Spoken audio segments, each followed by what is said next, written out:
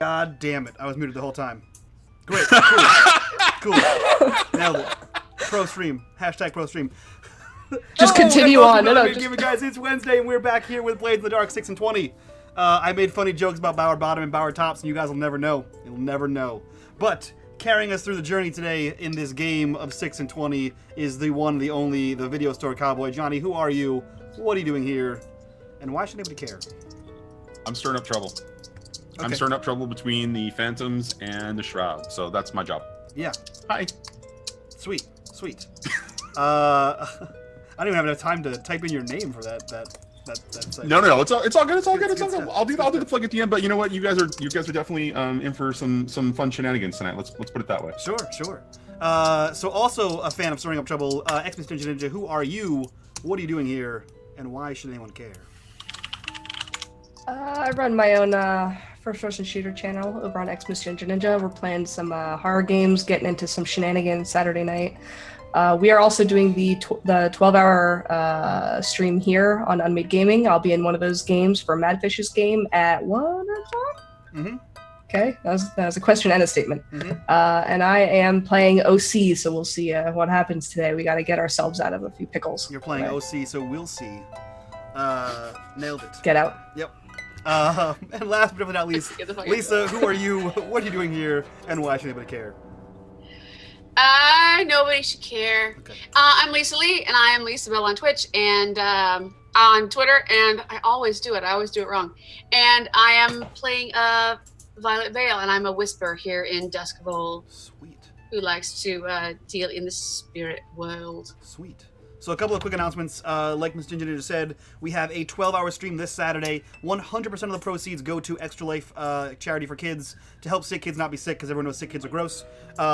That is from 10 a.m. to 10 p.m. Eastern Standard Time. We have 4 games of tabletop games. Johnny's here. He's going to be playing Cypher Systems with us. We have Rock of Tiamat coming in. We have 2 games of D&D, one with Madfish, one with Luis, her very accidental legend here on Twitch. We got a bunch of cool people. Greg Hansen's coming down. The entire unMadeGaming crew is coming down for that, and it's going to be a good-ass time.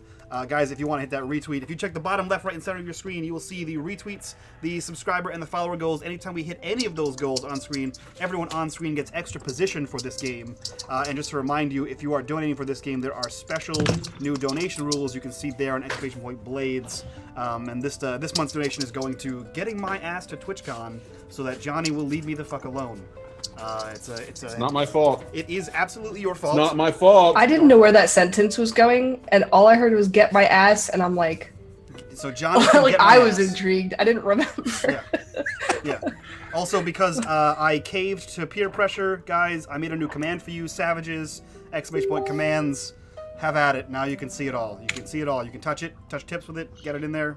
Cool. And with that, Johnny, what the hell are we doing tonight? I want to remind you guys before we actually get started that you also still have positions from last week. Violet was the only one. I'm sorry, Bowerbomb was the only one to actually use his position from the retweets last week. So each of you have a position to use or a position upgrade to use at this point, just as an FYI. Fantastic, because I don't remember that.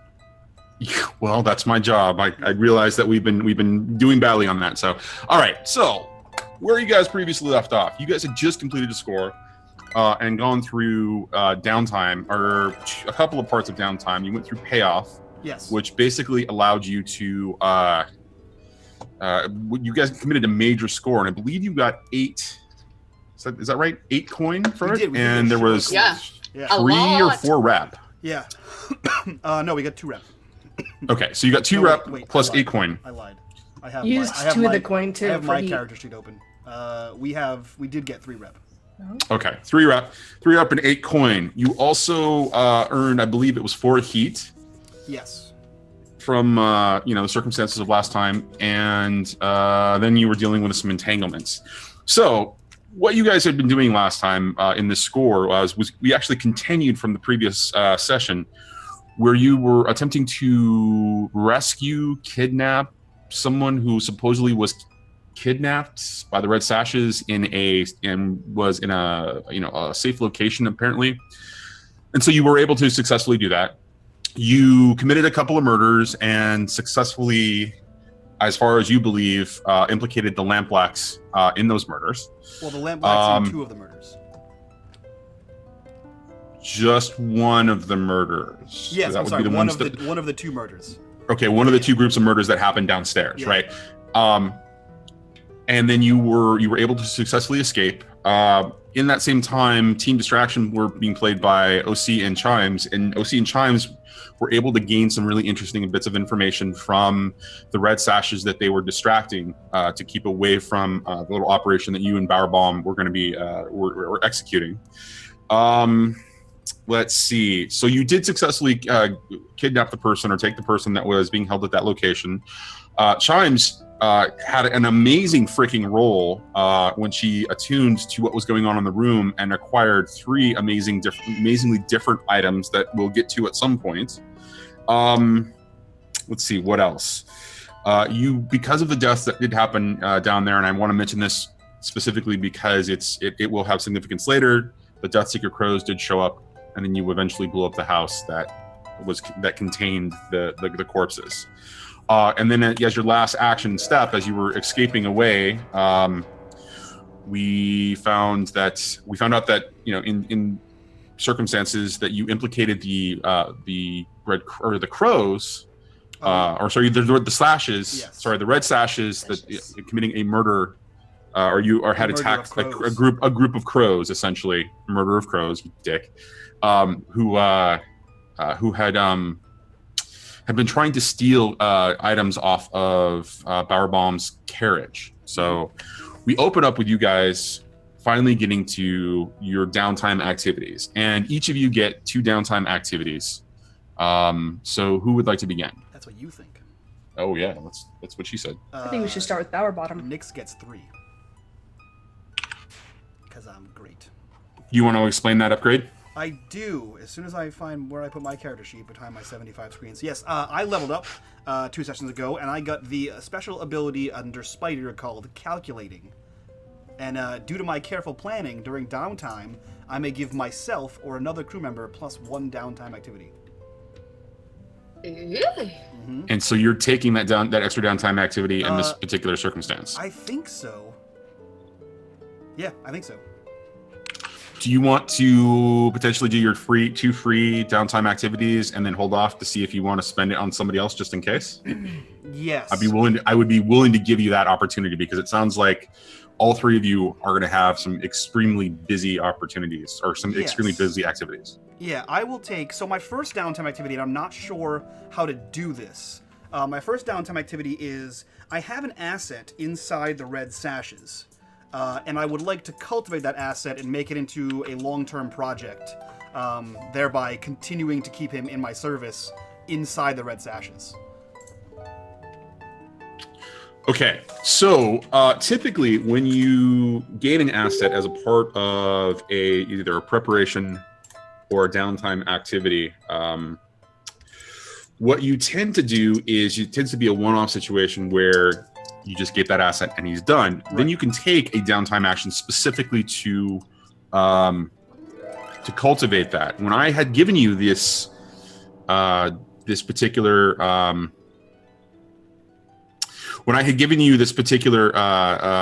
asset, and I had read the rules incorrectly, I told you that I'd give you a free downtime activity to be able to cultivate it, sure. To cultivate this particular asset. So that actually means that you're going to get this as a free action, essentially, in downtime.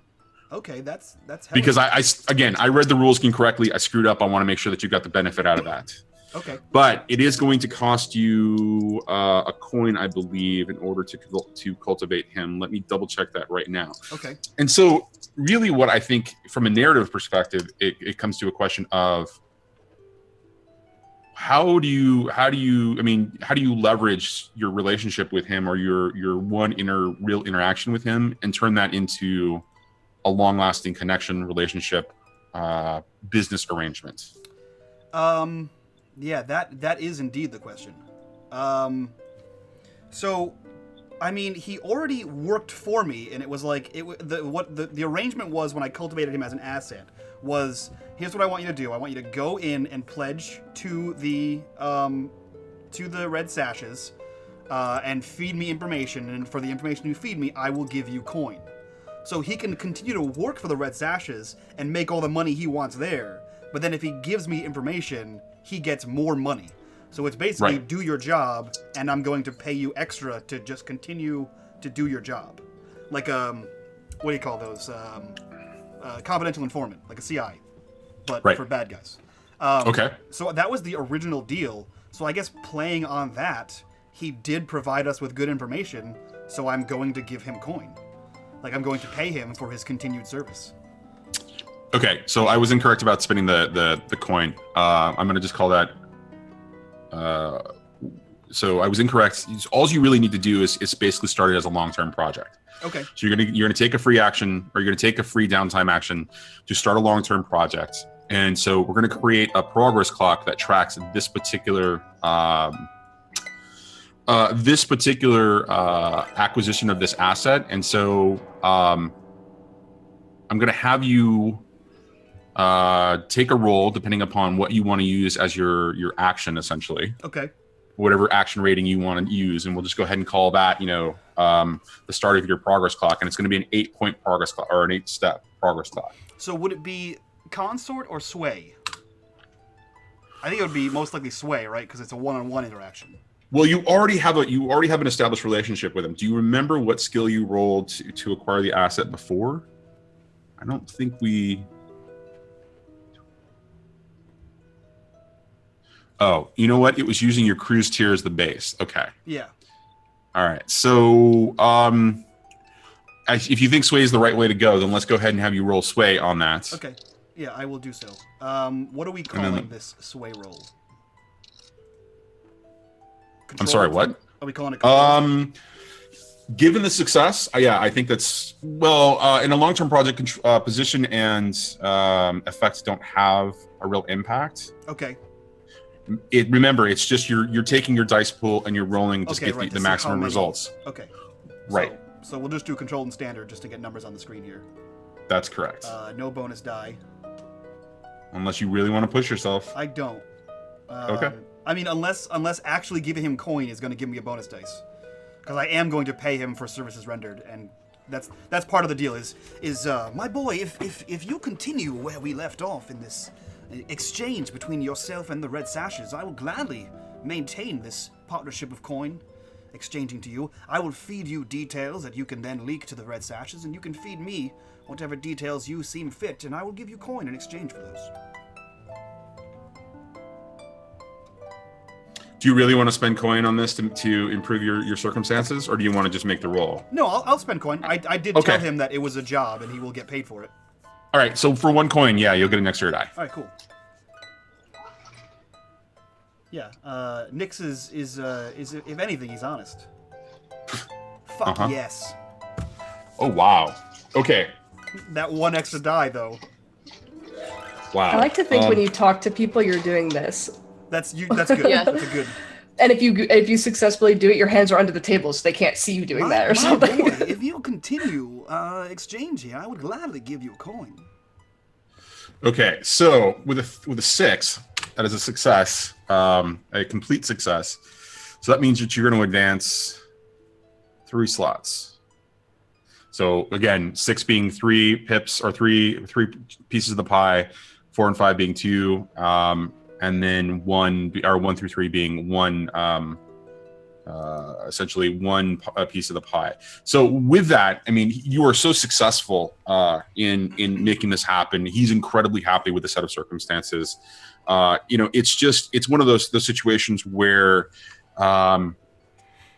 he is just so incredibly enthusiastic. He says, he basically comes back and says that he will do his best to get you new information as soon as possible, given the outcome of the circumstances surrounding your last score that he's vaguely aware of. So right. Nix looks to him and he says, "Now, in this information in question here, hold on, I'm sorry for this information in question here, I would prefer if you could give me anything related to when the Red Sashes attack the Crows, the Lab Blacks." Or any information you have on this mysterious new crew from the docks that appears to be helping them get their merchandise. Oh shit! I'm sorry. I just realized the shirt that Lisa was wearing. Jesus, Oh, I'm hey, sorry. look at that. That was completely distracting. God damn it. That's true. Hey, perfect segue. Guys, check that shit out. Lisa is wearing the new 6 and 20 t-shirt right there. And if you guys want to score a sweet, sweet 6 and 20 t-shirt, exclamation point merch in the chat, you guys can go to the Unmade Gaming merch store and buy your own 6 and 20 shirt, as well as any other Unmade Gaming merch you might want to buy while you're there.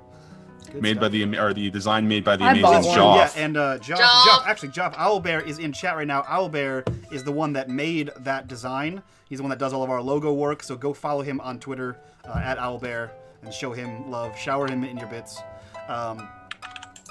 Twitch or otherwise.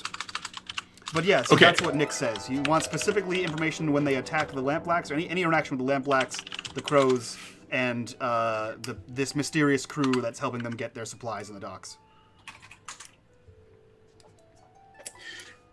He's a little hesitant for a second, but he basically, so Coin being the ephemeral, the revelation, the basically a job, you handed him basically a bag of silver.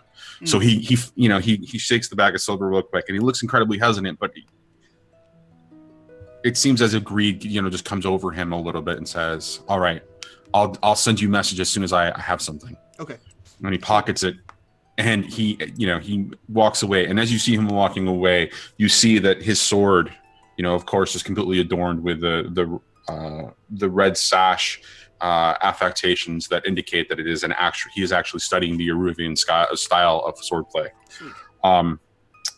But you also notice that there's a little bit of an oil stain on his pants. And we'll call that your first free downtime action. Now, what else do you want to do? So that was free, so I still have 2. Jesus. I'm just downtime city here. So Nyx goes to the night market during the day. The day night market. Day man. So he's going to go to the night market, and he's going to find one of the homeless people that are nearby, assuming that we're close to 6 towers in the night market. He's bound to find somebody, and he's going to put in a request. Is this a request to the Rook Network? No, it's just a request through the homeless people. I need a messenger to go run and tell someone something, not necessarily a job for the actual Rooks. So if there's a role associated with that, just let me know. Well, I'm trying to figure out what the results of. So, what is the downtime action that are you trying to start another long-term project? No, I'm trying to have a meeting, and I just need a runner to go tell someone to meet me. Okay, so that sounds more like something that you would do in free play. That would fall under investigation or more research. Sure. Actually, you know what? I don't even have the downtime actions. Remind me, Johnny, and remind chat, more importantly, what are the downtime actions? Because I didn't forget. You're such a jerk.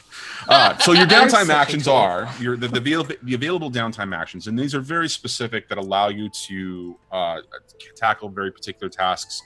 That basically are the results of your previous score, or are cultivating some very specific actions for your next score. These are what Mike has already accomplished once already: acquiring an asset. You can create means you can get one of the following. You can get a cohort, which is basically like a function of a crew, a crew function. You can get a special item, you can get a vehicle, or you can get a service rendered for you, and that's all that and as it applies to your next score, or maybe something that like eliminating your heat, or modifying a situation that is controlling another action of some kind. You can start a long-term project. A long-term project allows you to basically do research, build a weapon, build some activity, gather some information, you build a house, whatever you want to call as a long, but it's tracked by a progress clock, and it's tracked over successive periods of downtime. And as you can see on the screen right now, there is the 4 different progress clocks that are going on, and those are directly related to ongoing long-term projects right now. Recover means that you can recover from physical injury, and I don't believe any of you have experienced physical injury yet, or injury yet, so that's not really a problem. You can reduce the heat of your crew, and what this does is to help reduce the possibility that you're going to be targeted by anybody in authority, or have to essentially spend jail time in Iron Hook prison. And there are 4 levels of wanted, and every time you max out on your heat on your crew, your wanted level goes up. You can train, which means you can train one of your major attributes that feed into all of your actions, or you can indulge your vice, which is an issue of reducing your stress. And stress is the real metric for a lot of, whereas it's like HP in other games. So those are your options. What are you going to do, Mike? So I think it would be a long-term project. Now that I'm thinking about it. Okay. I think this would be less free play and more downtown a long-term project. Okay. So yeah, he looks for any homeless person that he can have send a message, or any person that he can have send a message. And essentially, the message is, "I will be in the Vale, and I need you to reach out to." And do I know who the leader of the hive is? Given that we pay a coin up to them to let us allowed work in the night's market.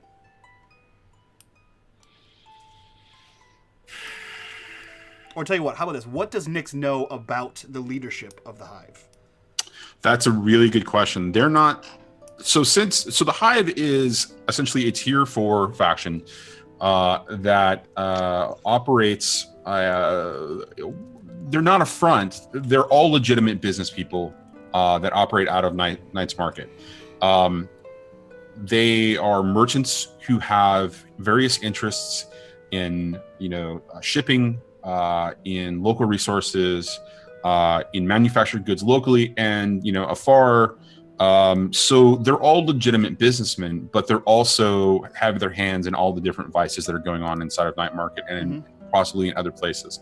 And as a tier 4 faction, they're pretty strong in respect to the diversity and strength of their business.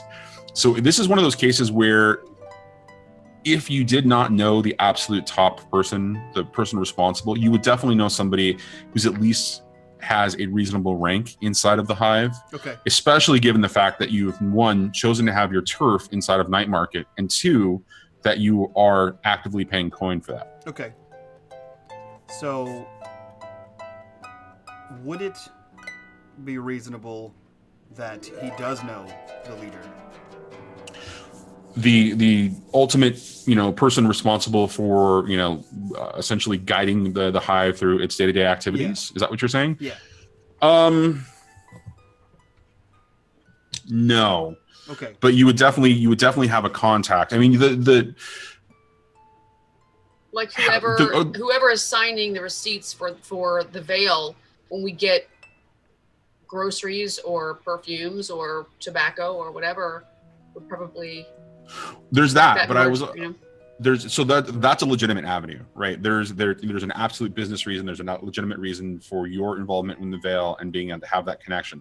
The other half of that I will say is that you would definitely, let me take a step back and ask you this. How are you maintaining that relationship with them in coin? Are you handing coin off to somebody, or are you? So that was my secondary thing. Is that this could be a coin exchange? So this would be whoever he exchanges it with. I think Nyx would do it in person, or someone would do it in person as a respect. Well, you tell me then, because I'm curious as to how you think the crew would continue to pay your dues. How is the crew pay its dues? How is that handled? How does the exchange work? So, I know how I would do it. Yeah, Nyx would pay it in person out of respect. I think, knowing that the hive is a lot of merchants, and a lot of the merchants come from the Dagger Isles. being from there himself, he would do this as a hand-to-hand exchange. As a hand-to-hand exchange. I'm just curious, Lisa, what were you going to suggest? I was going to say there would be something on the order form for the veil that doesn't exist. Like the best boy needs a spinner, right? Like there are 12 bushels of Eruvian, red fruit, and there's no such thing as Eruvian red fruit, but that piece of bill is the payment. So when I pay for all of the groceries and all of the whatever merchants from that like major mercantile, that extra payment is my payment. Does that make sense? But so that's I'm setting that along. Right, but so that's the veil, and then you've got your interest in the veil, and that's part of that relationship between the hive and the owners of the veil doing their business. This is about the crew, so it might be different. Yeah. But I had also asked this. There's a secondary question. Business is not supposed to be done on the Veil's grounds, right? That's a neutral location, right? Business is not supposed to transact. It's supposed to be a place for casual conversation, but that's money exchanging hands. That's stuff passing through. So I'm not sure that the Veil is the right place to do that. But I'd also then start to have a question of if business is being conducted there, does the Veil know that? Are they acquiescing to some pressure from the hive to do that, or is it something where it's a beneficial relationship for both the hive and the owners of the Veil in order to accomplish that? I always thought that it was a neutral ground, therefore meetings could take place and no one's going to get jumped. As a neutral ground, discussions can be made, meetings can be had, but no work because it's neutral. Yeah. Right. So you're saying, but that's essentially still work, at least in my mind. If you guys think of it differently, then that's cool too, and then we can establish it. I'm looking at what we're establishing as precedents here. Yeah, I would say. I mean, we based the Veil off of the Continental from John Wick. So like, there's no killing, there's no stealing, there's no black market contacts. So you can pay for the services of the Continental, which is like, my car's full of bullets, I need you to have the guy come and fix that. But I think paying off your debts counts as work. So that would have to be outside of the Veil. I mean, the Veil can pay off its own debts that way. Right. Right. Cool. So yeah, in that same respect, since you own a portion of the Veil, paying off the Veils whatever they need to pay off to maintain to whoever they need to pay it off to, that makes perfect sense. But I think for Nyx, if he's making the payments, then he needs to do it by hand. Mad King Midas donates 500 bits and says, "Make something bad happen to Ninja." That was my plan. Oh, yeah. So, you can try. Okay, so actually, let me take a step back for a second, and I can't wait to actually get to some of the Veil stuff, because that actually gives me some interesting ideas. But taking a step back to what Nyx is going to do, how is Nyx going to approach this? I mean, so it's an exchange. It's something that you regularly do. So I'm sorry, I didn't explain that well. So he's going to wait in the Veil. And say he's going to grab anyone that he can get to send a message, basically, and say, go get someone to retrieve me, because Nyx isn't the kind of person that goes to you. You come to Nyx. It's a power move. So you get one of the underlings from the Hive to come retrieve me and bring me to one of the upper echelons of the Hive so I can make my payment. Here's where I will be. Here's where you can find me. Goodbye, tiny minion. And then he waits, shoes up, drinking his favorite Dagger Isles rum at the Veil until he's retrieved to make payment. So, well, okay, time out. Let me ask you this question then. Is this the first payment that you're making? I mean, maybe. It depends on how long we've been a crew. Like, we made the first payment, so we've made at least one. I'll take a fortune roll to see if this is the first one we've made, or the second one we've made. The first one Nyx is doing. I don't mind doing that. Lay it on the dice. Okay. Success, or 1 through 3. Well, yeah. I mean, we'll just call it. We'll just see how it rolls out. But All right, so you're gonna get the 1 die for sure luck. Yep. Nothing seems bold about this at all from No. a dice roll perspective. Nope. I mean, it just seems So- cocky and arrogant, which is what Nyx is about. Right, So, which Not bold, might just be, cocky and arrogant. might be considered a disadvantage. Yeah. But be. because you've got only the 1 die, you have to roll something. So Can I throw my position at this and gain 1 more die?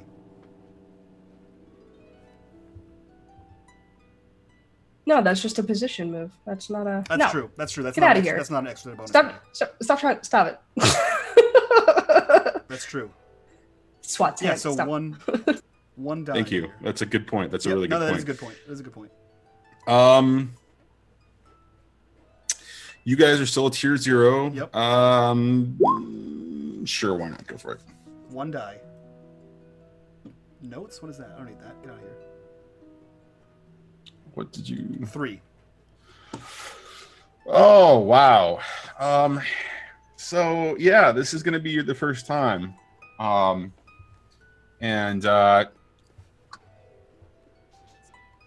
you motion somebody over based on a hint that Chimes gives you about who you probably want to talk to get in connection with the Hive.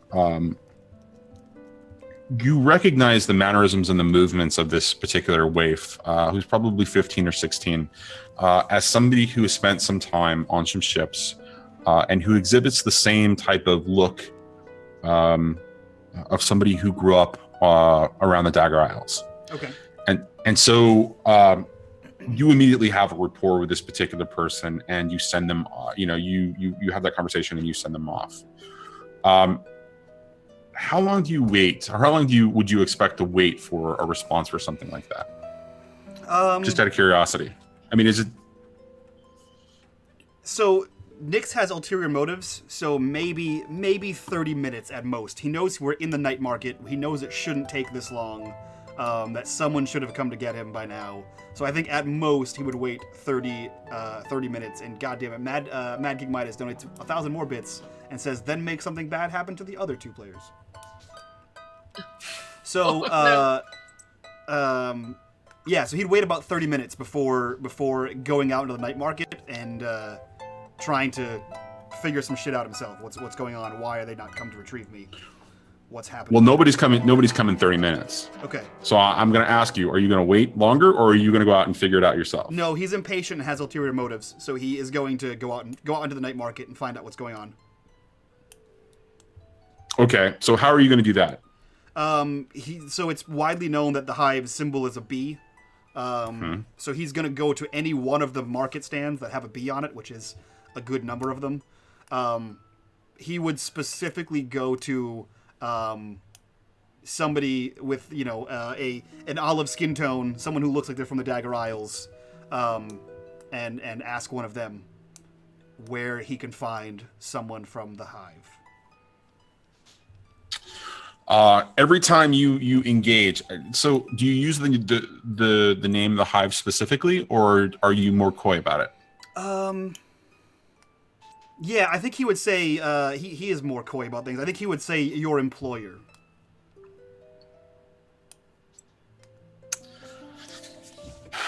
So you get turned away a lot, right? You wander from stall to stall around the night market. First, you come upon essentially a mushroom vendor, and there's not a lot of activity from that particular person. They just kind of brush you off as they're trying to sell their wares to somebody else. The second vendor that you talk to after a good period of time of observing and watching, because the night market is essentially a bunch of shops and buildings and warehouses that butt up against the rail yard, but as otherwise essentially, surrounded by the canal for the most part. Right. But in the center, there's a certain courtyard area that's an actual outdoor market where there are a number of vendors, and that's where you made your start, right? And so the Vale is probably a couple blocks off to, I believe, the south from there, if I remember looking at the map correctly. As you kind of make your way, from the edge of the market where you started, and you engage the person who clearly has a bee, you notice that the symbol of the bee isn't always consistent. Okay. The pin that Violet wears, that Chimes wears, is a representation, or one representation of the bee, but there are many representations of the bee as it's worked into various bits of like signage artwork or woodworking or what have you, so that it's obvious if you're looking for it, but it's not clear that these people are connected otherwise. So the second vendor that you talk to happens to be a carpenter whose apprentice is actually kind of hawking his wares while he's kind of working on the back, kind of sanding, and putting the final touches on another chair. And that exchange goes a little bit better, but there's still some hesitation there. And it just he kind of shakes his head finally and tells you he's too busy and you have to move on. And you notice as you begin to walk away that the apprentice immediately takes off in the opposite direction. And if you actually follow him, you realize that it's going to be incredibly difficult because he disappeared into a crowd. And by the time you got to that crowd and got across to the other side, he was down an alley and gone. Okay. So you continue moving through the open air market portion of Night Market, around essentially the center. There's like a fountain and statue, I believe, as the description goes. And so you're kind of making your way around this circle area in the center of Night Market, and you finally come to a fine clother or a fine tailor. Not your tailor, not your particular brand of finery, but stuff that catches your eye. And for a long time, you actually spend more time there because you're kind of admiring, and you realize that you're while even though you're still doing your job, you're still trying to figure out this circumstances. You find yourself kind of looking, through this, and you see this beautiful vest done in some vibrant colors that can only be found in Eruvia. And it's this fine orange and yellow and some blacks, and it's done in stripes, but it's done in such a way, and it's got a beautiful leather back to this vest, and you're just admiring it, and you feel a tap on your shoulder from behind, and as you turn, you find yourself face to face with quite a small gentleman, dressed in reasonable finery. But you again immediately see the look of somebody who had grown up in the Dagger Isles and on ships, and who had only, in the last couple of years had found himself on land. And the more you kind of look at him, you realize this person is probably retired because they're a little older on the old side, but they retain their vibrance, and there's like this fire in their eyes, kind of a thing. And behind this particular individual are two quite large mercenary-looking Skovlins, who have their hands on their swords, to the side, and the smaller man, who looks again at ease, but Dagger Isle folk, and he's clearly tense and ready, based on the way that he's holding himself. He looks at you and he says, "I understand that you're looking to have a conversation. How may I be of service?" Well, yes, of course. You may know me. I work here in the Night Market. I have a deal with your employer. I assume you work for one of these. And he taps like the bee on whatever building he's at. Okay. He says, and I believe I owe you some dues for allowing us to work here in your fine area of town. Do we have a pre-existing relationship? You and I? Of course not. I've never seen you before in my life, but I'm sure someone else in the hive knows exactly who Nick's... And he taps at his shoulder, and you see that in the he's wearing quite a long coat that could almost be considered I can't think of what the type of coat that you would wear, but it's something that somebody on a ship would wear in a storm, but it's more fine and ornate, and it's definitely designed to fit him, and it's the same cut of somebody who would wear in a heavy, storm on a ship, but it's like a pea coat, but it's more ornate and finely done. And as he taps his shoulder, you can see that there is a beautiful design of a honeycomb with a little bee at the top. And he says, I mean this. This is We well, don't then know yes, you. You should. Do you know one Violette Vale? Or a Reymond Bowerstone? Perhaps the Shroud, maybe.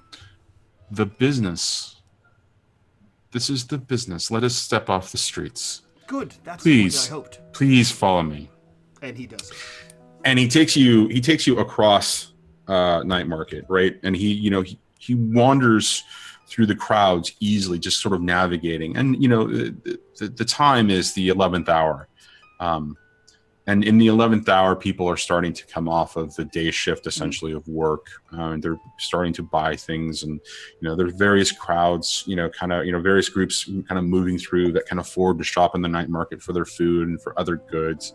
And he almost dances and pirouettes and makes his way through the crowd. And by the end of it, you find yourself standing in front of the Devil's Tooth. And you've been by here before. You might have even been inside once, but you've never seen anybody, actively choose to come here in his particular position, because it's not as upstanding as the Vale. It's more of on the outskirts of the night market. It's situated in such a way that it's very close to the rail lines as they're heading, out of the city and through the lightning barrier. Right. And so you're actually very close to the lightning barrier at this point. And the purple glow that kind of comes, and the massive noise of the lightning as it's just kind of dancing across in this sort of weird this weird kind of almost like ball lightning kind of an energy or a look, but occasionally, more than just it kind of dancing back and forth and the loud sounds. And you're pondering how it doesn't make as much noise as you would expect it to. You hear suddenly something kind of just a sharp, loud pang sound of some kind. It's very, very sharp and electrical and very, like a klaxon almost. And you see a bright spot, on one side where the light, right near the entry exit point of the rail, and you realize that that's probably a spirit or something, butting against the lightning barrier. And so you are escorted inside to the Devil's Tooth, and you find yourself in quite a big common room. But everybody who's in there seems really mellow or intoxicated in a very strange way. They don't seem to be interacting with each other.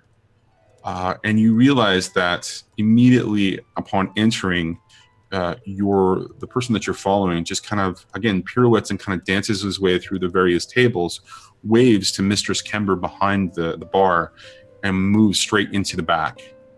And as you follow, with the two, Scovelin mercs following you, you find yourself escorted into essentially a private room in the back. And you're taken into this room, and there is a table, and around it are just two chairs, and there are already drinks placed in front of you.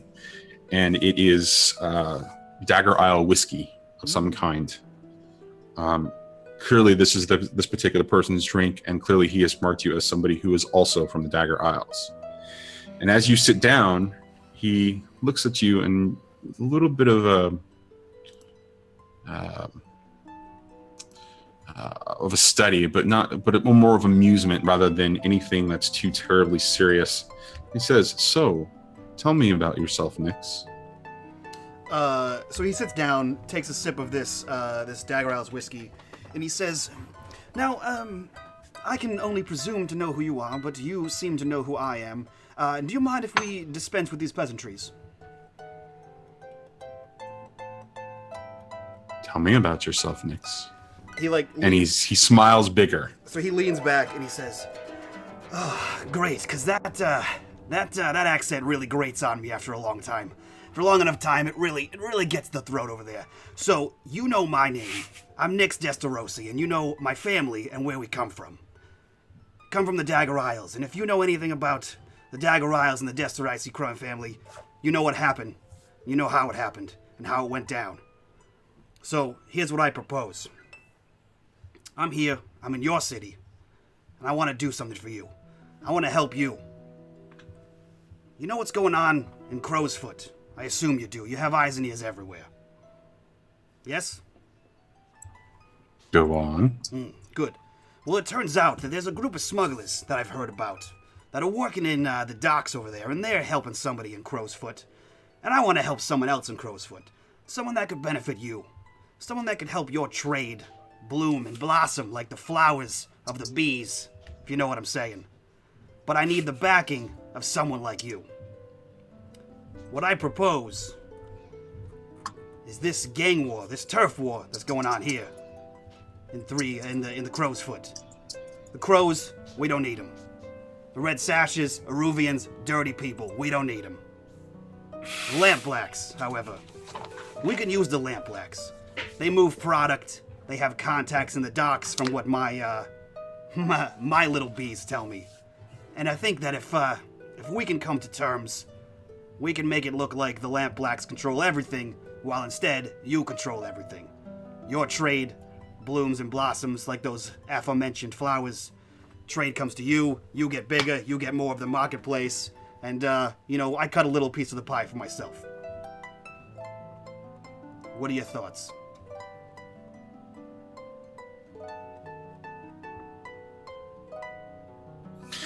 He's Strong, quiet type, huh? his expression changes from amusement through almost fascination to a little bit of anger, and by the end it's clear that he has gone from seeing you as a he's seeing you as a bit of amusement, a bit of fun, to somebody who could actually be quite dangerous. As you finish, he looks down at his drink, takes a huge swallow, puts the drink back down, and then says, "You're playing a dangerous game." It's the only game I know how to play. You're admitting to me who you really are.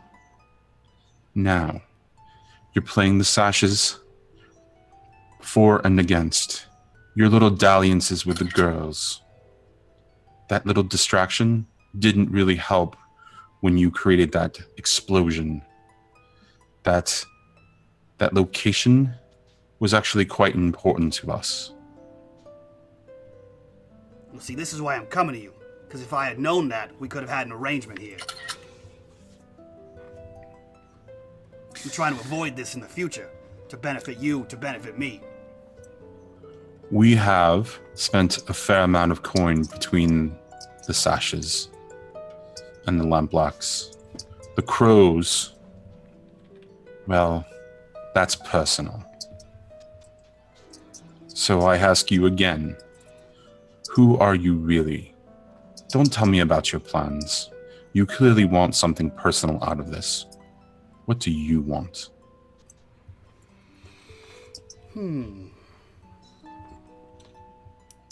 He says, you know what happened to the Destarosi family? The cargo and freight liners. The flotilla. Mm-hmm. Well, as you know, the flotilla's no more, and I'm here, in this town.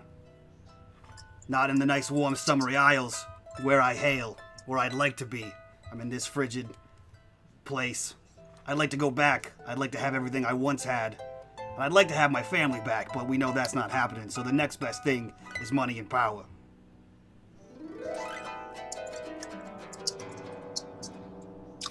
He shakes his head.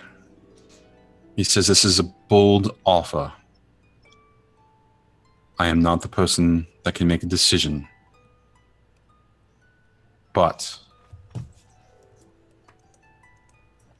and he thinks about it for a second. He knocks 3 times on the table.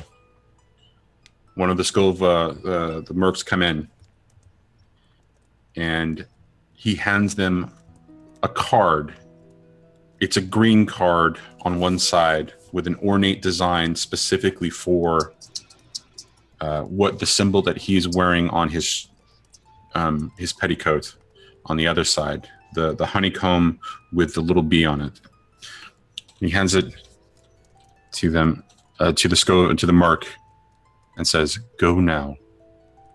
He turns back to you and he says, "You will wait 3 days, and then I will meet you here again.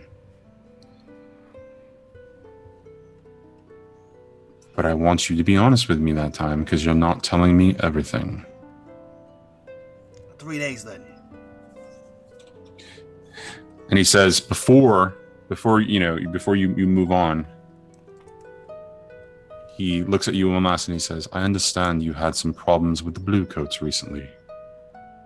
What was that about?" He says, "Well, I wouldn't call it trouble with the Bluecoats, but they came knocking and I had some answers for them. And I walked out fresh and clean. Unless you know something I don't know."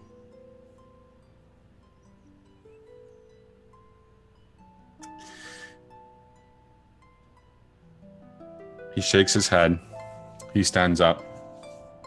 He walks around the table and he puts his hand on your shoulder and he says, "Just make sure they don't find that book."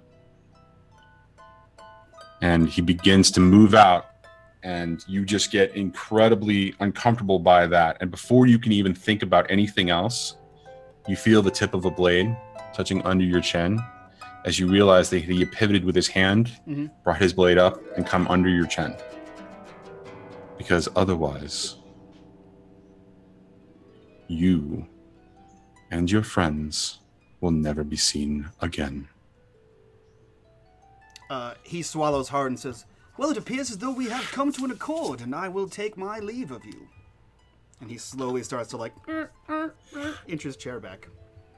And he steps back, and he says, he raises his hand to you in a gesture that you recognize as a Dagger Isle gesture of shaking, but doing the whole sword hand shake. So you're essentially grabbing for the arm, to make sure, and it's not just a shake of the hand. And he pulls up his sleeves, and he shows you that there is no marks whatsoever as indicative of a ghost contract. He opens up his hand and he says, "My name is Aldrich." Yeah, Nix he rolls his sleeves up as well, clasps him on the arm, and shakes. And he says, "And you know quite well my name, my good sir, and I will see you in 3 days' time." And as he shakes your arm and releases it, he says, "And I never want to hear that voice again." And he walks out. Good, me neither. Well, so and as he walks out, you when you think about it, you realize that he never broke character, that he probably, as a Dagger Isles individual, has that accent somewhere in him as well, or could revert back to that accent. But you realize that whatever he's established for himself now, that cover, that dropping of that eloquence of that particular voice probably would mean, would reveal more information about him than he probably wanted you to know, because that would probably, because the Dagger Isles, it would probably reveal the location for where he came from and more about his background. So, and that's exactly what Nix was trying to do, was make him drop. Right, exactly. Okay, so we're gonna call that the start of a long-term project. What do you want to? How do you want to call that? I mean, what do you want to title that? Man, I guess creepy accent. Hive contract. Can we just call it creepy accent? Sexy accent. Obi Hive. Obi Hive. Oh my God, that was good. Yeah, all right. baby. We're calling it Obi Hive. I already got 2 of them. Shush. Okay, so we're gonna make that an 8. Progress. Do you want me to roll sway? No, I think that I'm gonna call that, because the exchange was so well done, and because of how much you revealed in your plans, I'm gonna call that a 2. Okay. As your initial, because I can't see. I mean, that was so well done on your part narratively with RP that I feel like a roll would devalue the effort that you were putting into that. Sure. So All right, so we're gonna call that 2, and then I'll put the label on that. And so you have one more downtime action that you want to commit. Yeah, I didn't plan on a free one, so I will stop here and then I'll let someone else go because Why don't you just train? Because I'm not. I think you should train. Yeah, all right, don't waste it. You know just what? train. I will train, and then I'll have that one I can still play with afterwards. So yeah, I will train in. I think it's prowess. I will train in prowess. Actually, let me double check. Is that just you sneaking around the streets, seeing if you can not be detected? No, prowess is also fighting, so it's my face punches. I was just picturing you. It's him beating up the Rook network. Yeah, no, I think I will train in resolve actually. Okay. So I'll put 1 point resolve. Okay, so OB Hive has been added to the progress clock for the long term. Nailed it, All guys. All right, Points. so now you're going to hold off about spending your extra one until you figure out who else is doing what. Okay, who wants to go next? Violet can go next. Okay. If you'd like. I don't care. Either way. Whatever you want. Go ahead. You got this. Okay. So I only have 2 actions, so I can't do 2 actions and train. Is that true?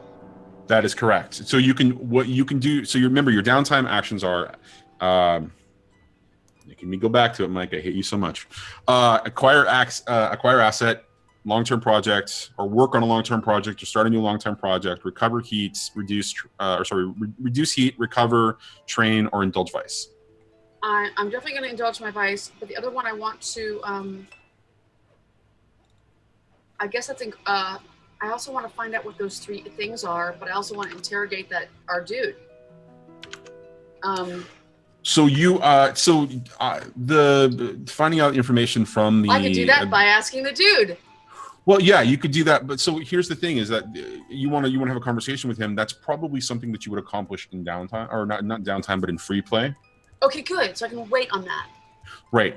I do actually want you guys to think about, as we're doing downtime actions, though, what the results or where this particular individual that you kidnapped or you rescued or whatever, where they've been while you've been accomplishing all this, or what you're doing, or how that's being handled. And I'm sure that Mike has some theory, but I want you guys to all kind of figure out what you're doing with him, whether you've got him locked away in a room, whether you've let him go. I just need to know that when we get to free play. So I like to think he's in one of my establishments, locked in a dungeon, just being fed grapes while tied to a chair.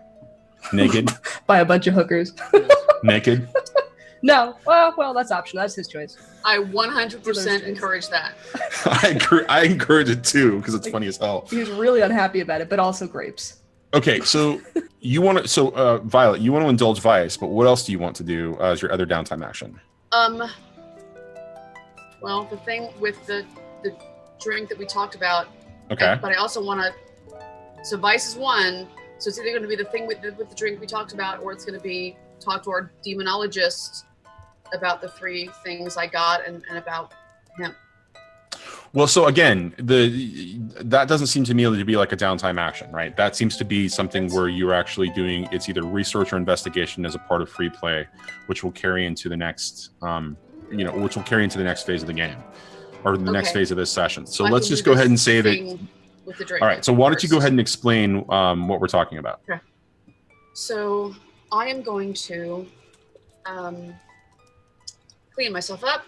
I'm going to put on my formal spirit mask so that people who know me know I mean complete business. And it might be city business or not.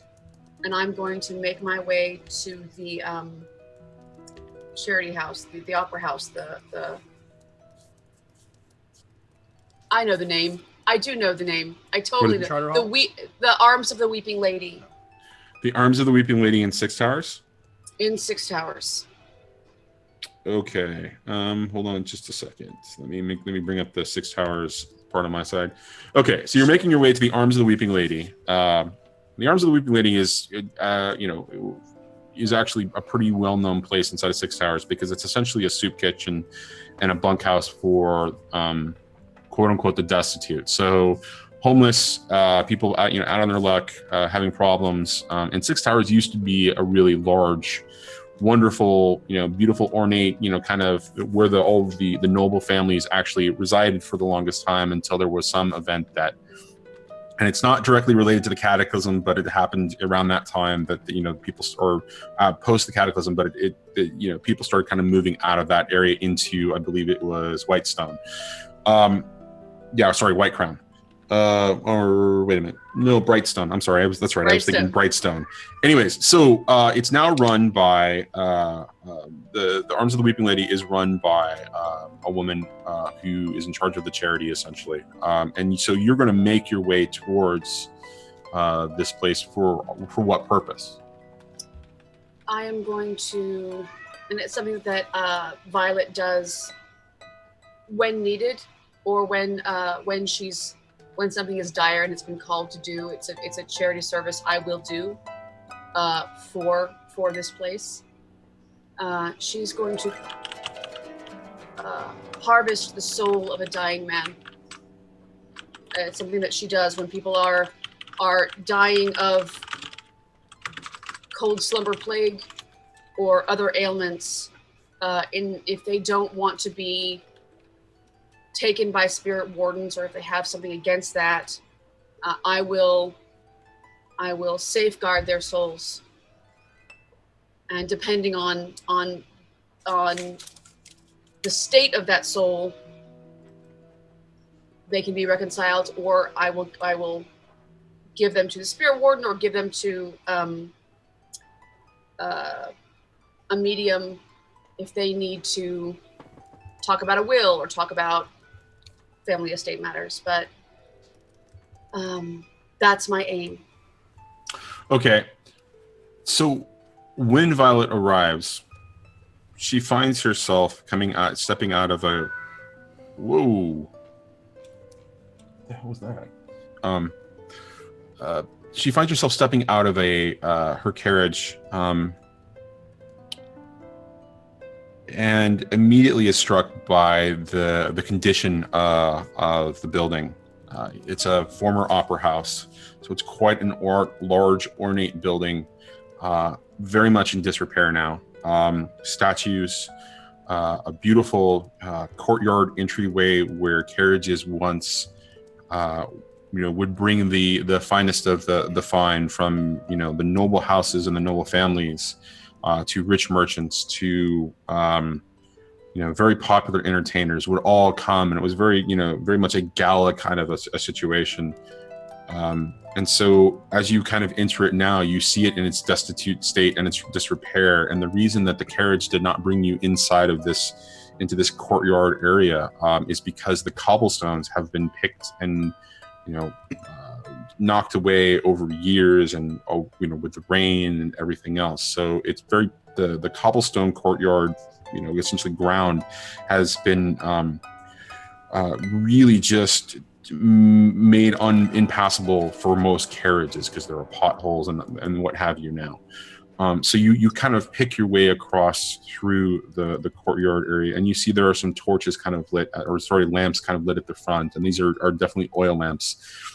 Six Towers is one of those places where there are very few real electric lights that are found that are powered by ectoplasm. And as you kind of make your way up to the steps, you kind of look back a little bit and describe to me what your veil does, your ghost mask does for you when you're wearing it. And are you wearing it right now, actually? Yeah, I'm wearing, this is it's very sheer. You can completely see my face through it. Okay. But it's a formal one, and it's an heirloom of the Vale family. So it's the bottom edge of this sheer material is studded with jewels, diamonds and sapphires, and moonstone, and it's a focus. It's like an arcane focus for a whisper, and it will help her attune a little bit. And some of them are just for show, and some of them are actually either a focus for attunement, or they will have spirit bane in them to keep them protected a little bit. Okay. So wearing it, you get you sometimes get echoes, something that's just so strong that it just kind of passes in front of your eyes, but it's never something that you can't control, or it's never something that's directly going to affect you, but sometimes you get echoes of the past. And so as you kind of look back across the courtyard, and in the center of the courtyard, there was a small fountain that is now just kind of in complete disrepair and overgrown with moss and everything else. You get a flash of an echo of what it looked like when there was an event being held here, when there was an actual musical event and there were carriages, and you see a ghost, a reflection essentially. It's almost of like the carriages kind of moving through and people kind of coming out, and then other people kind of walking in through the entrance of the courtyard, in finery and dress and top hats and that kind of a thing. Very much a overwhelming experience for a second, just a sense of joy. It almost brings the tears to your eyes, the amount of joy that it brings, because it just, in contrast, you feel the emotional vibe of sorrow and pain coming from behind you as you kind of turn around and look inside and into the foyer, essentially the entrance of this opera house. You find a variety of folks just doing the little things to kind of survive, mending coats and other types of clothes, eating from a rudimentary bowl, some sort of soup.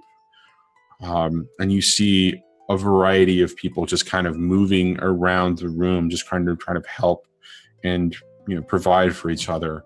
But for the most part, everybody here is of that nature and destitute. And so there's a woman that kind of walks up as she sees your elegance, and the way you're dressed in comparison to everything else that's around them. And she walks up and says, "How may I be of service?" Mother, I am here to ease the passing of any who need to cross over today. Ease the passing. Are you? What are you offering? If any children or any of the ill here are in so much pain that they would like to go, I am here to ease their pain and give them mercy. I offer my cup of mercy to them.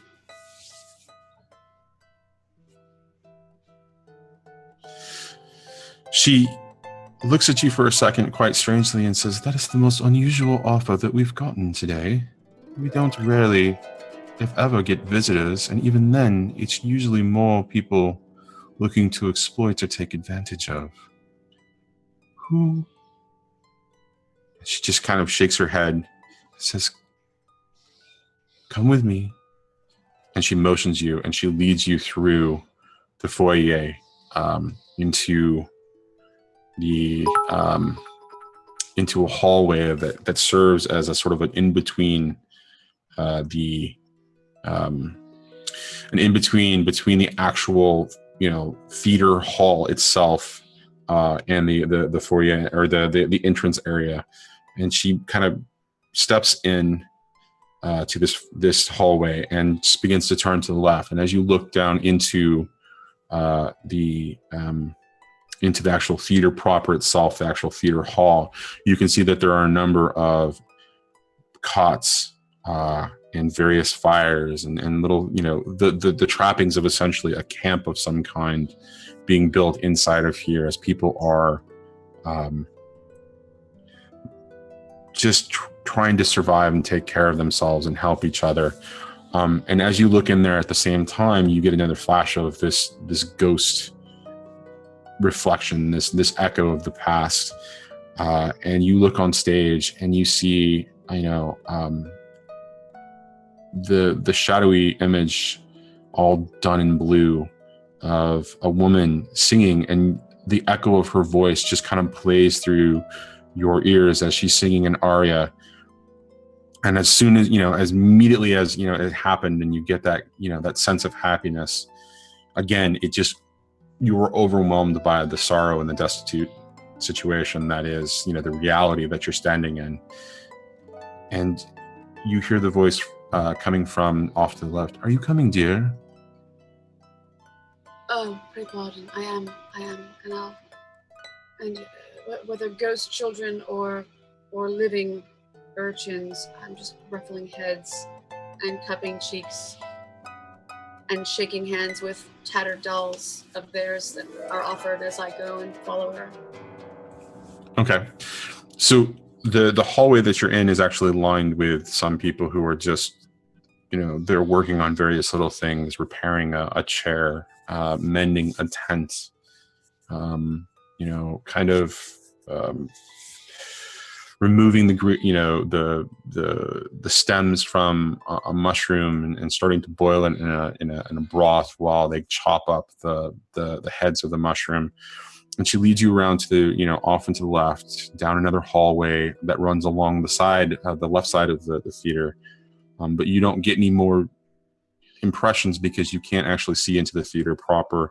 And then she takes a sharp right through a doorway and you end up in what is essentially, a small ballroom. Probably, 200 feet long by 100 feet wide with quite a large ceiling. And there are cots, basically covering all of the floor. And, women and men are serving these different individuals that are lying on the cots. And it is clear that there is a smell of sickness here, and there is a smell of death. And, there's coughing, and it's just an overwhelming sensation. And again, as you enter this new room, you are just overwhelmed with this sense of joy for a second as you get an echo and a vision of the past. And you see beautiful dresses twirling with men, taking these women in their arms and just and it's this beautiful dance. And it's almost like, something out of a ballet, and it kind of just spins around the room. And you hear for just a brief second, this orchestration that just caps you, and it's a very lively, upbeat, tune, but it's so beautiful and overwhelming. And then just as again, as you get that sense of overwhelming, joy and happiness, you're snapped back to the harsh reality of what you're looking at. And as you're kind of looking around, you realize that the most destitute, the people that are most sick, are at the back of the room, placed near an open window. And it being one of the rare, evenings in Duskfall where it's not raining and it's not overly cold, although there's a fog, kind of permeating it, but there's not an over chill. And so the breeze coming in, from the canals, is just comforting almost in a way. And as you realize, that situation, the woman looks at you and she says, those back there, they seek the most comfort. What is your name? Violette Vale, mother. She looks at you and she says, Vale. It's an old name. Right, it is. She says, thank you. She says, ask for me anytime. And she steps away and goes back down the hall as if to go off to something else. In the room, the different caretakers in the room give you acknowledgement as you pass, and you move towards essentially the back of the room where the dying are. Yeah. As I go, kind of a spinster kind of a woman jumps up from a bed and rushes to me and says, "Oh, mistress, please. My sister, she has got the plague. She is not well. Will you please come? Please come." And she's just begging and kind of almost reaching for my skirts, but not taking hold. And she looks so desperate. She looks so pleading. She looks so earnest. And I see her maybe 12-year-old sister is very, very ill and breathing laboriously. She's gray-faced. She's not quite focused on the room. She's pale and a little sheen of sweat. Her hair is matted on sweat-soaked sheets.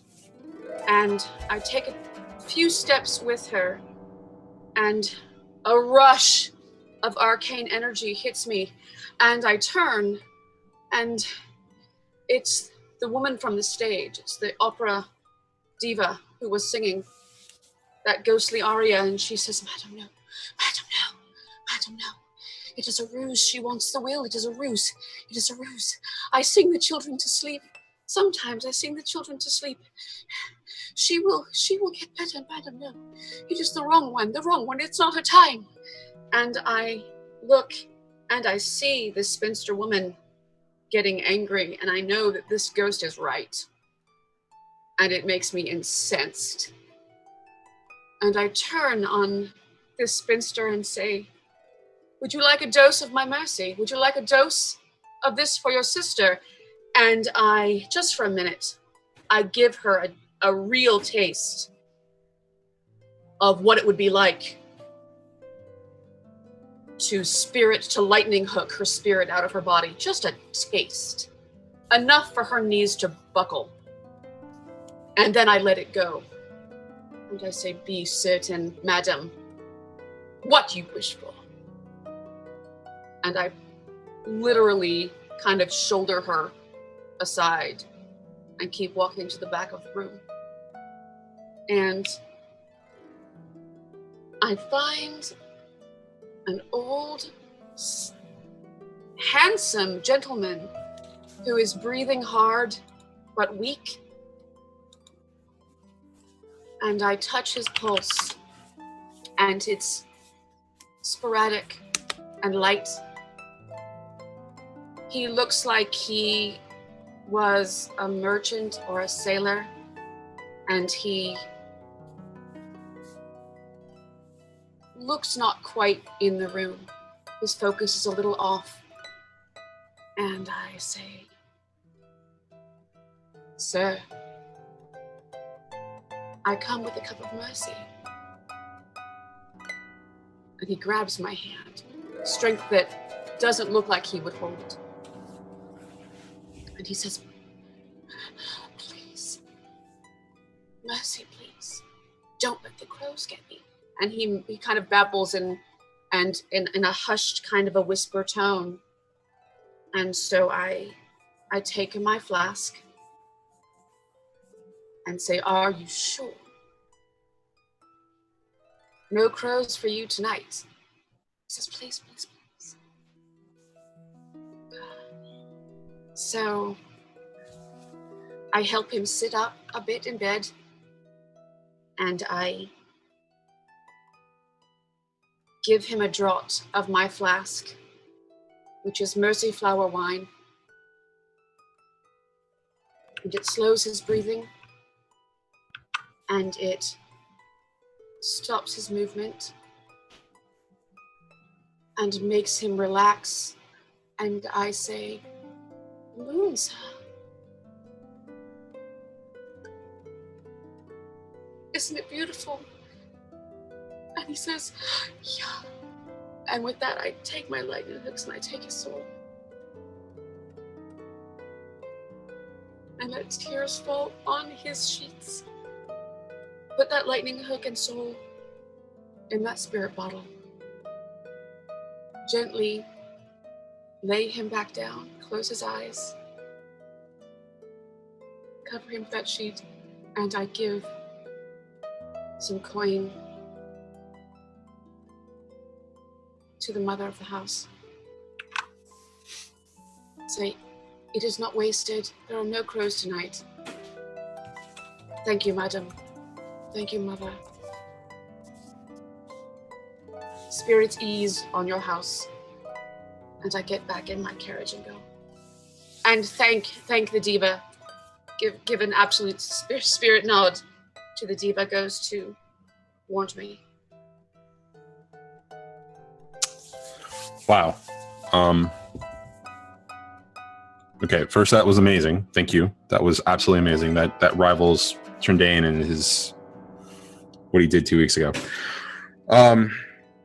Number 2, mechanically, what is that? Is it are you acquiring an asset, or Yes, sir. are you indulging your vice? I'm acquiring an asset because I want that to be that is the soul I need. That's the spirit I need to give to the medium. Okay. Later, whenever that happens. That wasn't your vice? Nope. Damn. I was really hoping for that. I was gonna say, for a vice, you like almost murdered that lady. You're a fucking monster. Wicked awesome. That was pretty amazing, actually. I mean, it was awesome. unbelievable, and I can't even begin to describe. You don't fuck with mercy and the dying. All right. You kind of did a little bit. It was so, given the circumstances of that, I'm not even going to have you roll because I thought that was amazing, and based on your description and the story you told us, I'm going to call that a tier 1 asset because that's one above your current tier as a crew. Oh, okay. All right. And essentially what you have now is that gentleman's spirit in the bottle. From just to kind of close off something narratively in my head, what is it that he feared, or what is it that the destitute fear from the spirit wardens when they take their bodies and souls? I would think it's a bit disrespectful of the dead. There are some people in Duskfall who want to take their spirits away and think that that's like spirit is a sin or a thing. But the other half of Duskfall, I think farmers and workers who understand that you are a body, you have a life force. So that life force should kind of be respected. And those ghosts that they see everywhere have memory.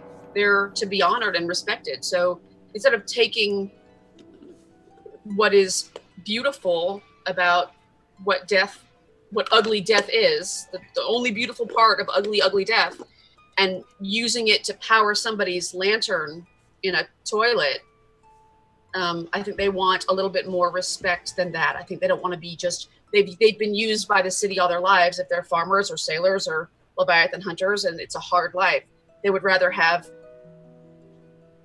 know that their families know that they have peace rather than they're going to go get used for a generator. So it's almost like a folksy kind of a sharing from, to, passing down the line, talking about reverence for the spirit versus the evils of the spirit. Yeah. Okay. Interesting. All right. I like that. That actually plays into something else that I've got going in the background. So I really like that a lot. Cool.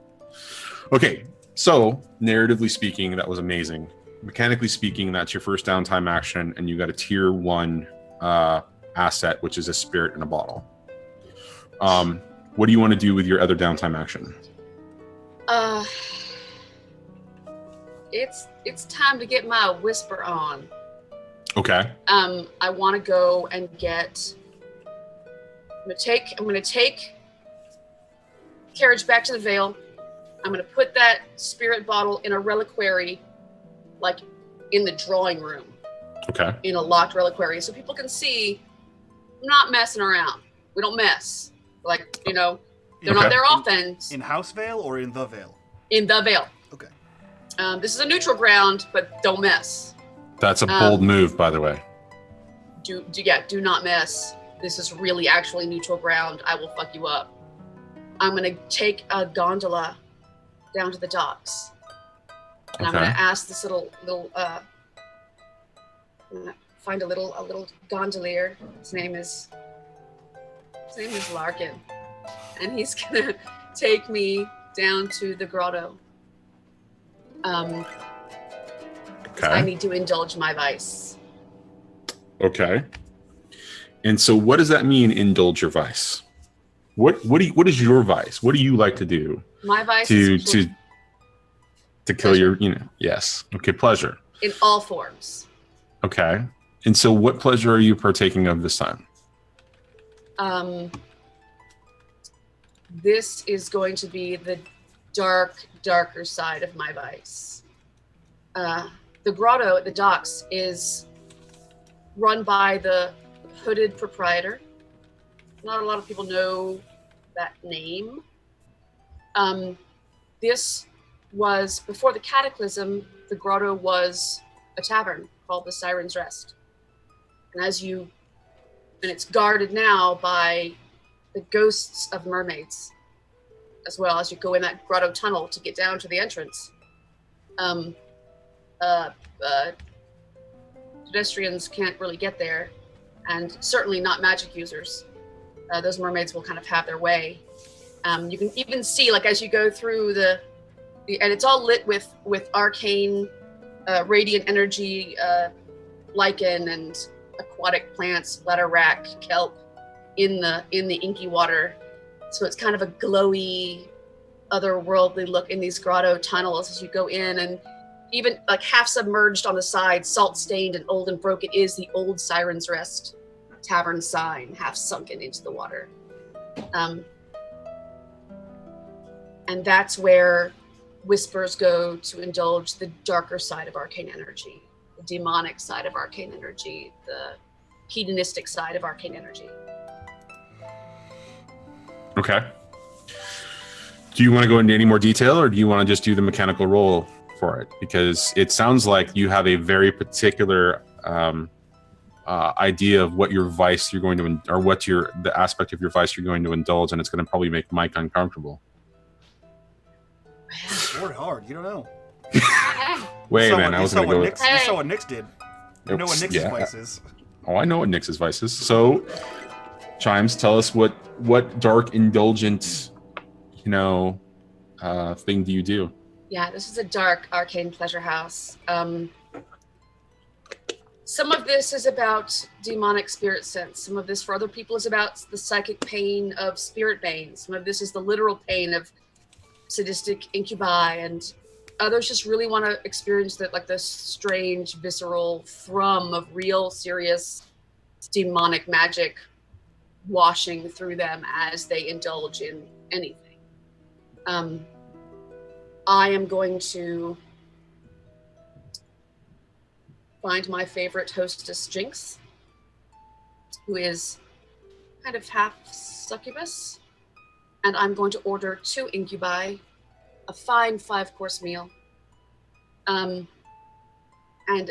my favorite room I call the music room. It's Eruvian. It's Eruvian silks and colors and low-hanging, dimly flickering Eruvian lamps and lanterns and like spirit-board hookah table and plush low couches, and the air holds this incense of the smell of incense and wine, and a little bit of spark smoke, and a little bit of salt water, and just this little nerve tingling whiff of brimstone. As the decor is, there's actual demon banes and demon marks throughout the walls and tables and floor. So I'm going to dine with these gentlemen and order a beautiful bottle of Brocala Dreamer's Reserve. I'll have a duet of incubi, please.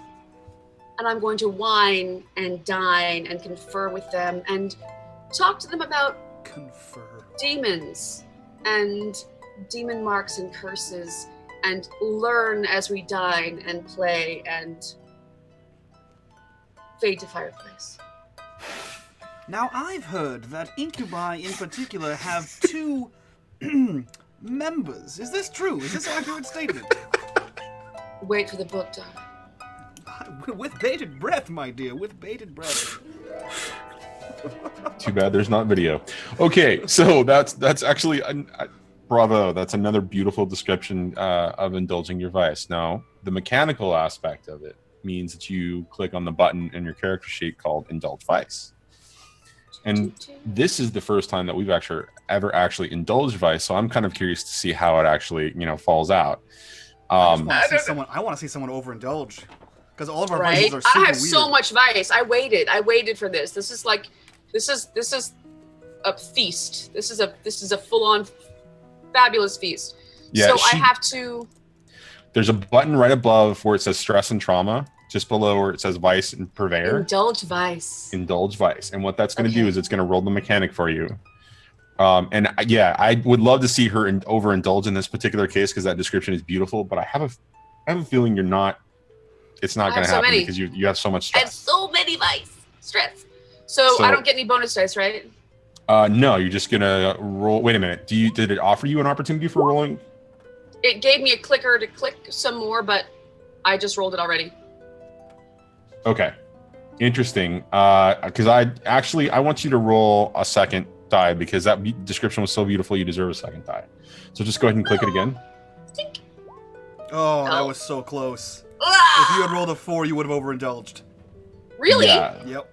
Really? Yep. Oh, then it's good. So That's basically, not bad. No. It's clear the amount of stress equal to the highest die. Right. Everything is the highest die result. So I wanted to give her an opportunity where it could possibly be more than 4.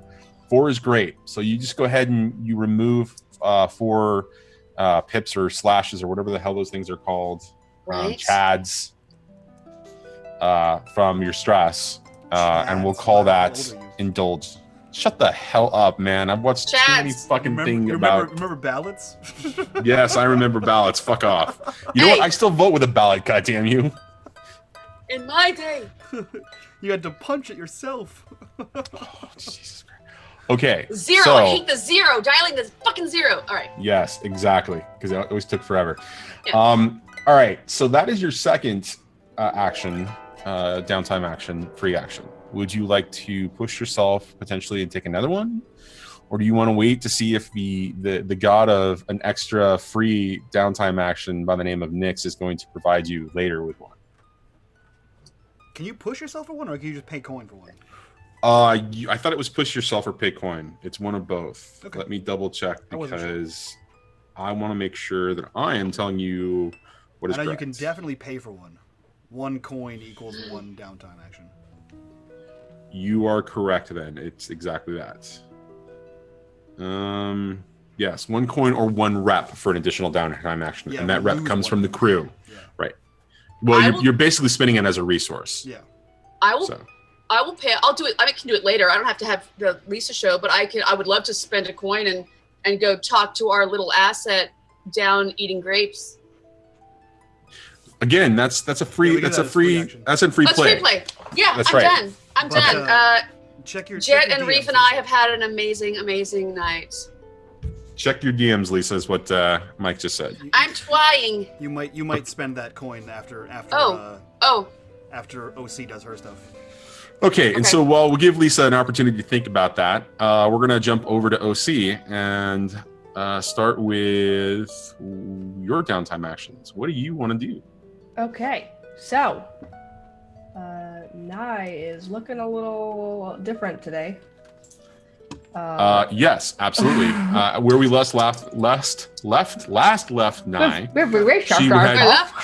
possessed We can an left actual leave Nye and major of the red sashes, or a representative of the red sashes in their leadership, of a major, a major kind of rank, and was doing that whole like fucking walking away from the explosion that just happened right behind Got Michael Bay movie. Right, exactly. And then, kind of walked off into the night. So what are you thinking you want to do? I will meet back up with her. She was going to head back and meet us since she was only leaving a little bit after they were. So she would meet me back at one of my establishments, and we would speak. She is going to accompany one of my other courtesans. Okay. To one of the hideouts of the Lampblacks. Interesting. We're going to be leaving them a little gift. So they'll probably take one of the less marked carriages, not one that's obviously known for, just like, pay for a ride there. So hiring one of the caddies. No, it would be driven by someone I know, but it would be a rented one that's not marked like it's one from my establishment. Okay. Just to get there without being noticed. Okay. more so. And they would drop them off a ways away, and they would make their way there. And as soon as they get there, Nye is going to jump into the courtesan. And there's going to be usually what happens is the person is left a little bit drained. Since he wasn't held that long, she's going to give him a little conk on the head once she jumps out. And leave a little note. Okay. And so the old knock and run. What is... I'm not going to go there. I'm going to ask you, what does the note say? Stopped by Arubia. Thought you could use this. Meet me in Eden. Signed, your new friends. Interesting. I can copy and paste that for you if you like. Yeah, send it to me privately just so I have it, but that's really interesting. And so how does that fit into a downtime action? Is that reducing heat? It's building friendship. So acquiring an asset. I love that your voice squeaks so loudly. That was a genuine Okay, giggle. so if you're building, if you're making friends and influencing people, is that a long-term project, or is that No. reducing heat, or is that acquiring an asset? It's probably acquiring an asset because they could help us later. Okay. It's I guess it's long term, but it's not really building up to anything. It's just if they come and meet us, they come and meet us. It might be a group long term, not Yeah. necessarily an OC long term. So I think Yeah. acquiring an asset maybe would be the... It was more of a she had to get rid of the body and it would work in our favor type deal. So whatever, I don't know what you would see that as. There are no rules about multiple people working on the same downtime project. Oh. There's no So- rules. So as long as everybody, as long as the person is aware, like for example, the demon text long-term project that's listed on the screen, that is something that the group is working on, right? You started it, I believe, or Lisa started it, I believe. One of you, but it's something that anybody can work on. The secret projects, on the other hand, are something that are specific to Bowerbaum and OC. Okay. So, So unless if they tell you, then yeah, you can totally. we'll tell them. You can Yeah, support that project eventually. I mean, it's just right now it's whatever you want to do. So think yeah, it's if a you want to group start it as a project. long-term project for building a relationship with the Lampblacks, we'll call it that. I think we should call it building a bridge to friendship. with Building a Lampblacks bridge to friendship. in All right. parentheses. What? Is that building a bridge to friendship by the with them? Lampblacks? No, with just them in parentheses. Oh, okay. Just so we remember. Fair enough. We're love hate with a lot of people right now, and I get them confused. So the parentheses are mostly just for me. Fair I need enough. you got to update our flowchart. Unmade. Oh, fuck, I do have to update the filter. Murder Yeah. bird. You made a flowchart. Murder bird. It was a pretty Oh my amazing flowchart. You should actually show it off. Oh, no, actually, you shouldn't because Sky's watching right Yeah, now, and he's you don't want to give him any hints about what's going on. You're gonna Just watch like out he's for that. got the plans that they're talking. Yeah. Whatever. Okay. All So right. that's my Mark, first thing. Okay. So long-term project requires you to make a roll of some kind. So it's. This sounds to me, based on the way that you're dropping this with the note and everything else out. This sounds like one of your. I don't want to use the action's name yet because it's like it's. But you're definitely trying to change behavior. You're trying to make friends and influence people. Sway. So right, exactly. Yeah, You got said it, not me. I'm trying to get out of the habit I of was making going to say suggestions. command or sway. Well, so it works in either or as long as you can justify the I would say sway. Okay. So we're going to have you go ahead and roll your sway, and as like with any long-term project, this is going to be a situation where it's there's no position and there's no effect. You're just going to go with the final result. So Wait. go ahead and do So controlled, like I have to go through. Okay. So I'm going to leave it controlled. I think it's a standard effect or limited. Well, But there's I'd not like going to- to be there's not going to be any effect either because this is a long-term project and downtime. Neither of those actually apply. It's just the raw results of the rolls. So how do I roll just that without rolling a sway? You know what I mean? How do you? Well, so you roll your sway, you go through sway, and you just pick the defaults for position and effect. Okay. 4. Wow, not bad. Okay, so you drop the body off, right? And when the body is dropped off and you jump into the courtesan, or when Nye jumps into the courtesan, does she immediately run off? Is this the kind of thing where she ding-dong ditches and just lets them find... Yep. Ding-dong ditch. All right. So... she'll hop back in the unmarked carriage immediately and leave. Okay. So through the back window on the carriage, you're able to, or Nye is able to see two lampblacks stick their head out and eventually pull the body in as they kind of look around and kind of glance.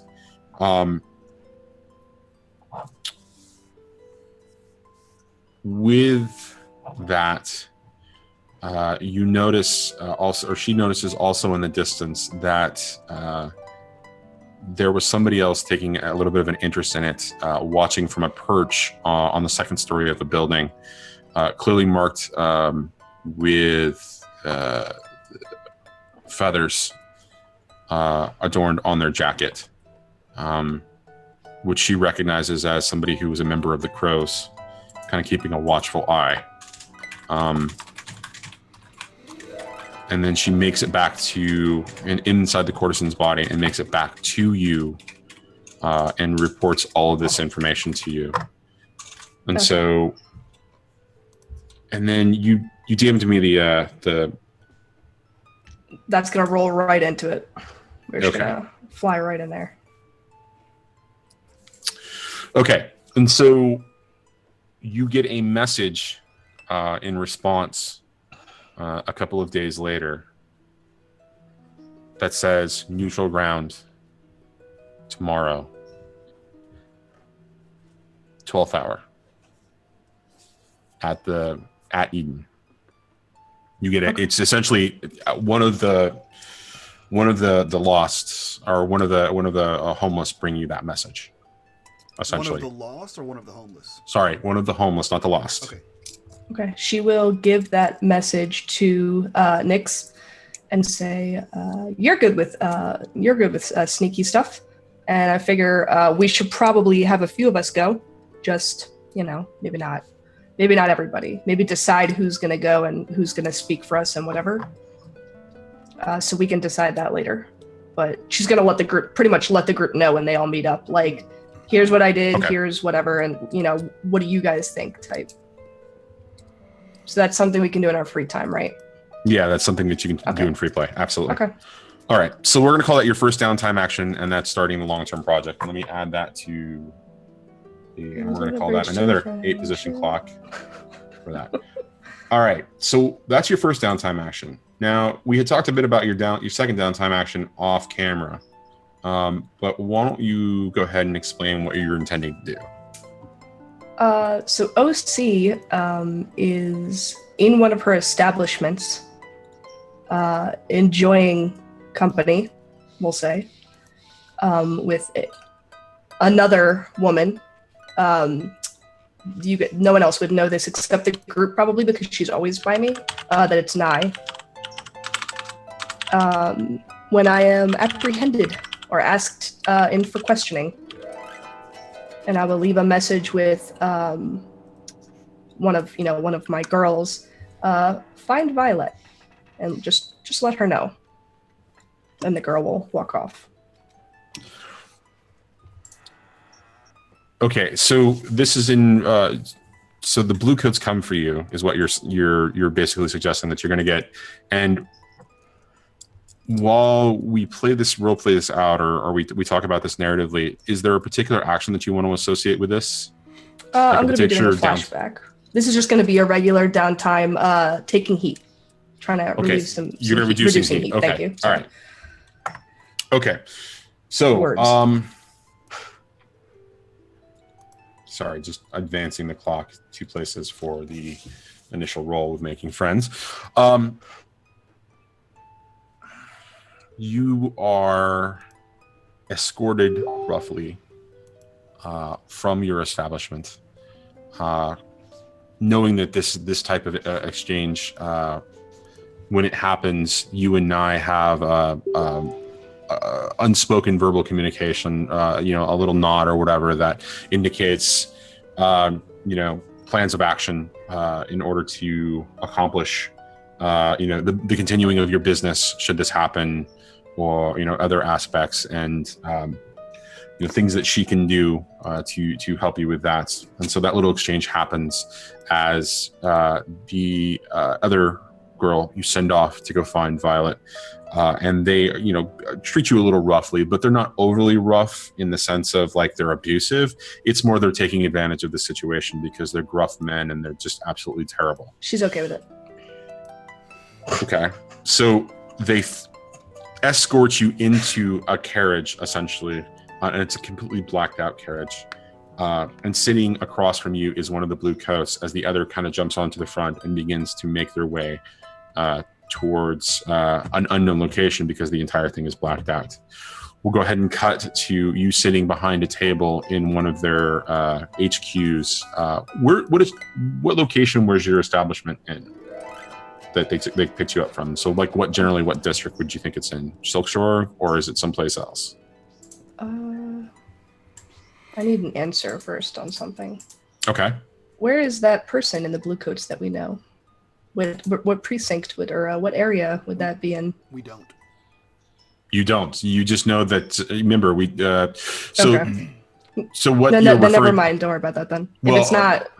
Yeah. Okay, so don't worry about it. Okay. So I guess. I guess it would be Silk Shore. Yeah. Silk Shore. Okay. So as you're essentially making your way, hold on just one second. As you're kind of making your way through the streets, you hear the various sounds coming from the outside of the bawdy nature of the establishments that service pleasure, from song to the screams of men and women. And you realize that because of the location of your establishment, you're not really exiting so much as you're kind of being sort of, pulled around Silk Shore itself. And it seems strange to you that it's almost like they're biding time, but the blue coat that's sitting from across from you is just smoking a pipe. And every time you attempt to engage him, just completely ignores you. You find yourself writing for maybe 45 minutes to an hour, as you finally hear the goat's hooves hitting, and the wheels of the carriage kind of hitting and going across a bridge because of the way that the sound works, and there's not a lot of echoes, and you can hear the noise kind of dying down as you're being brought, across a bridge into another location, into another district. And you travel probably 5 more minutes beyond that, and then find yourself being escorted out into a small building in a part of the city that you don't recognize really intimately know, but you recognize as being the southern part of Crow's Foot. And are escorted immediately into a building, and kind of just it's a small room with a separate room, and they push you in the general direction of this smaller room, and there's a table with 2 chairs, and they put you down, and then bind one of your hands to the chair as it basically off to the side, and close the door behind them, and you're left in this room with a couple of lamps that are lit, but otherwise is completely nondescript, including a window. You wait there for probably an hour at this point, past that, till finally somebody comes in, looking a little too short to be a stormtrooper, essentially. A little smaller than what you would expect from a blue coat, a little thinner, a little bit more. Enjoy your stay. A slimmer physique, not athletic necessarily, but not just, somebody who's incredibly thin. And it's an older gentleman, sort of balding and wearing spectacles. And he's got blue on his coat, but it's not normal, like the normal behavior of like a blue coat, or somebody who is, wearing the garb of what's normally considered, normal for blue coats. It's a little bit finer, and as he kind of sits down, on the other side of you, and just kind of leans back and smiles, pulls out a piece of parchment, a little notepad kind of a thing, kind of loosely leafed bound paper, and a pen of some kind. One of these newfangled fountain pens that seem to be very popular. And he looks at you and he says, "Are you the one that they're referring to as OC?" We have not met. I am OC. May I ask what I'm in for? Well, we're just asking some questions of some people. Normally when I'm tied up, people aren't asking questions. Well, that's a precaution. It's a precaution because we know you have some fine establishments that serve some, how shall we put it, rough characters, and we know you know how to handle yourself. So we thought we'd just take an opportunity to make sure that everything went smoothly. If I remember correctly, a lot of your men visit my establishments. Are those the ones you speak of? He kind of hems and haws. Are you in charge here? He kind of hems and haws for a second and says, "I have some authority here, but I'm not a blue coat." And he lays down a piece of paper in front of you that is quite ornate and detailed and very beautifully kind of just this design on paper, and it's this parchment, piece of parchment, and it says Inspector Aldo, Duskvolian Inspectors, and so he damn it, Lisa, you fucking derailed me. I swear to God. Damn it. I'm sorry. That's well, you have to pretty answer funny. me then. No. So Lisa privately asked who's Castle, if it's Castle, and no, it's not Castle, although Okay. I would love to do that in here somewhere.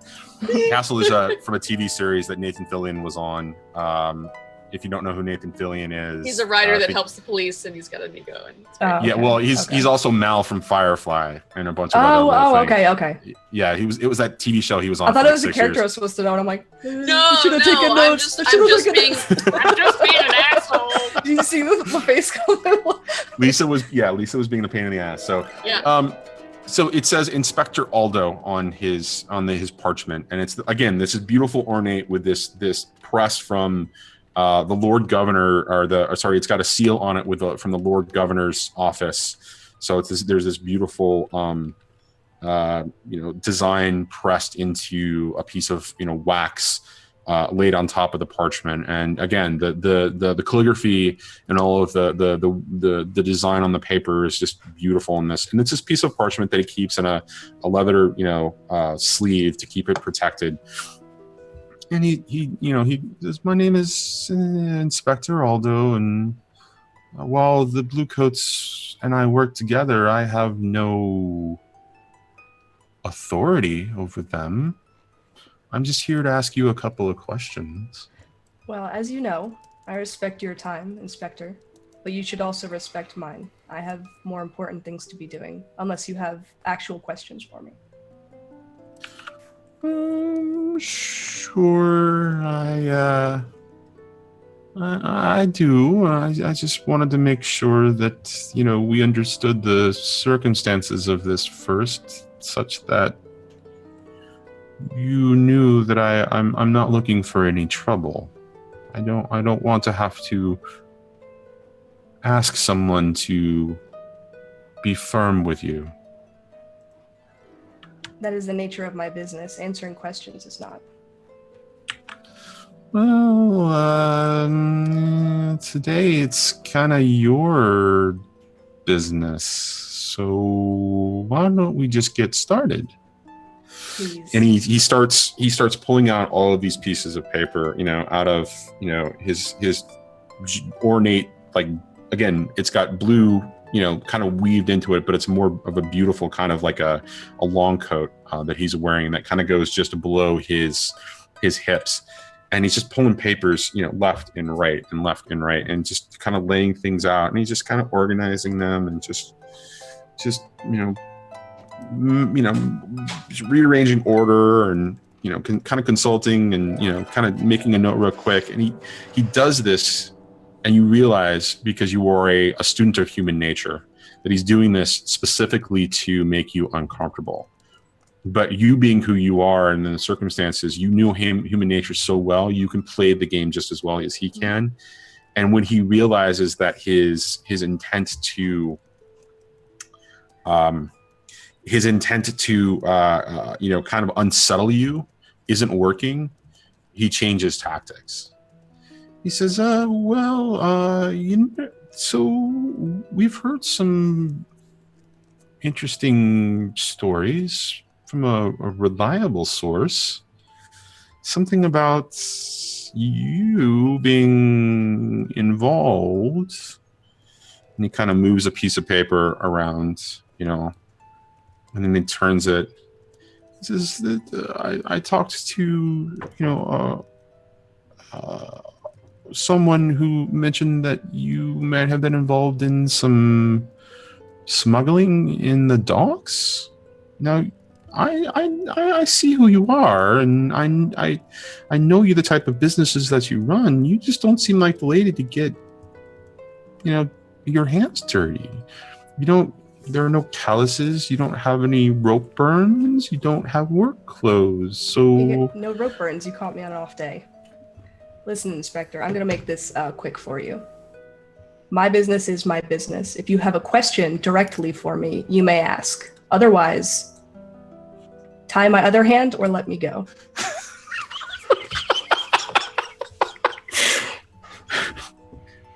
At the mention of impropriety with you, he gets a little uncomfortable. And from this tell, you get an impression that Inspector Aldo is actually a decent human being. Like, he really didn't. He's really not somebody who. While he's a student of human nature, he's not somebody who's necessarily devious or bad. His intent is sincere, and he appears to act a little honorably. And he gets a little uncomfortable by that, and he just kind of pulls the paper back, and he kind of looks at all, and he looks at you, and he looks down, and he says, "Fine. Do you have any information on the goings-on of some activity on the docks? There was a murder that appeared to be some sort of gang violence." The only violence that's committed is willingly in my establishment. Any comings and goings on the dock may, I may have girls there. I may visit bars there, but I do not indulge in needless violence. That does not benefit my business. If you're going to ask me questions about this, can you at least relay who would have said this? Because I can name plenty of wives and husbands that would be very upset with me. Well, I don't talk about. He kind of moves papers around. Are you trying to slay him? Yes. Okay. Are you legitimately trying to get him to reveal his sources to you? Mm-hmm. Okay. Roll a sway roll. So this is controlled, I guess, because I'm already tied to a chair. I'm not going anywhere. Well, I guess you don't. Well, control would be like you control the room. Right. You're not in control of the room, but you're not necessarily in a situation where it's life or death. So I think it's going to be desperate because you're trying to get somebody to reveal something who I've already told you is a little bit honorable and kind of So you're establishing it seems like a risky proposition to me if this works. Can I use one of my things to move it up to controlled? Oh, you sure can. Good. And speaking of using one of your things, guys, we hit a few minutes ago. We hit 14 out of 10 retweets, so everyone gets a new extra position. God damn it! Okay. So was it going to be? Yes, was it I going to know. be standard? So effect. Because I'm going to move it up again. Yeah, you know what? I think it's so. I'm not sure that this is going to be limited. I'm not sure it's going to be great, but because okay, so if I find out who did this, I can at least be like, oh, I know that person, this, and then they'll be like, oh, okay, you know what I mean? I think it's well. So the circumstances, and we're let's take a step back and talk about this from a metagame perspective for a second. All right, so you're definitely not going to get the name of Ari from all of this. What you would get because she's smart enough, especially in the way that she accomplished this a couple of sessions ago, or it was last session, but it was like 2 weeks ago. Jesus, I can't believe that. This is what happens when you miss, or we miss a week. So she was smart enough to be able to insert the information and kind of drop it in a way, but you could start the paper trail essentially. That's kind of what I'm doing. I know it's not gonna. I know he's not gonna be like, oh, is this girl? She came over and like I'm trying to build up to that, I guess. Right, but so does he know with it's that her, in mind, or does he know what he heard? I'm sorry, say that again. Does he know it's her, or does he know what he heard? From a metagame perspective, he knows what he's heard, and the source is reliable. He does not know the name of the source, but it would again lead you to along the trail for you to actually figure out, who the hell this actually is. So with that in mind, I think the position is definitely going to be standard, and so I know you're going to want to upgrade it to great. Or sorry, the effect is going to be standard, and you're going to want to upgrade it to great, because the circumstances are going to be such that to me the information, no matter what information you get out of this, it's going to be more valuable than just say, well, go this, go west. It's going to be, you're going to need to go talk to this particular person. And if it ends up being, you upgraded the position to great, it's going to be, well, you need to go get this, find this particular person, and they were last seen here kind of a thing. Okay. Right? So we'll call that great. And then it's a question of, do you want to push yourself or take a devil's bargain? I'm going to push myself. I haven't done it yet. I haven't taken any stress this game. I think now's the time. So, is that a bonus die? That's a bonus die for 1 stress, I believe it is. Okay. I'll do it. Okay. So pushing yourself, you get 1 bonus die for 1 additional, for 1 stress. Go ahead and roll it then. Let's see what happens. Oh my fucking. She flips the goddamn table. Her hand was never tied. Just kidding. That might actually work with this guy. But so I'm going to ask you, so since you're trying to get this, you're asking him about his informant, and he's a do-gooder of some kind, or that he's a reasonably, decent person. How would you sway somebody? How would you insert yourself? I mean, you don't even have to tell me exactly how you would do it, like word for word. You could just tell me maybe you tell him a story, or maybe you see something in him, like, you see like he's got an affection for young women in a fatherly kind of a way, like, he's got a caring kind of a thing where he wants to make sure women are taken care of, right? Yeah.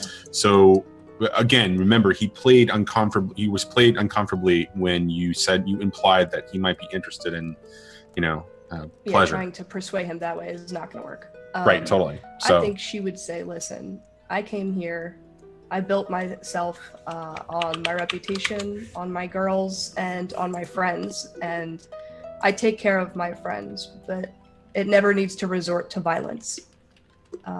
If someone is slandering my name, I'd like to know about it. And I think it's only fair that you didn't ask me to come here, which I willingly would have. I cooperate with the police. I've never been, never had any issues. I think it's unreasonable that I'm brought here tied to a chair and then, mocked by, being driven around like I don't know where I am. If you want to tell me who told you this, I can go have a discussion with them as I would with any other business owner.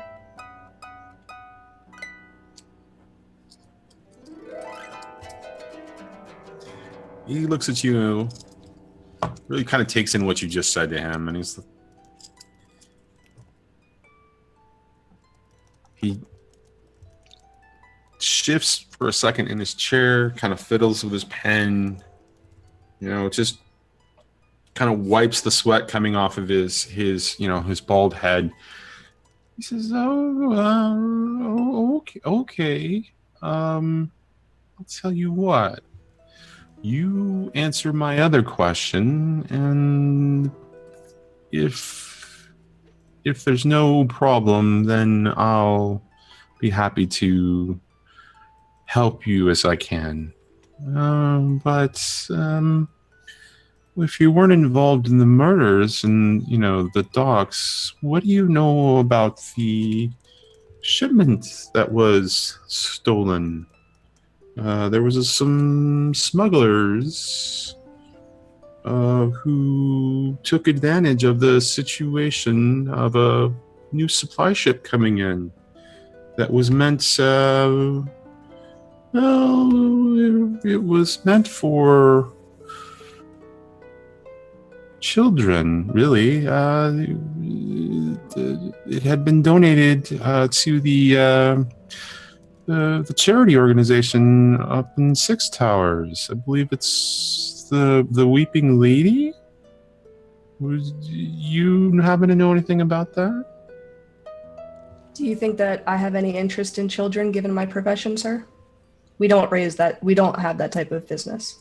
And I have no need for these items. If it were a shipment of women who were being smuggled against their will, I would absolutely take them in and give them a job if they wanted one. But that is not what we're talking about.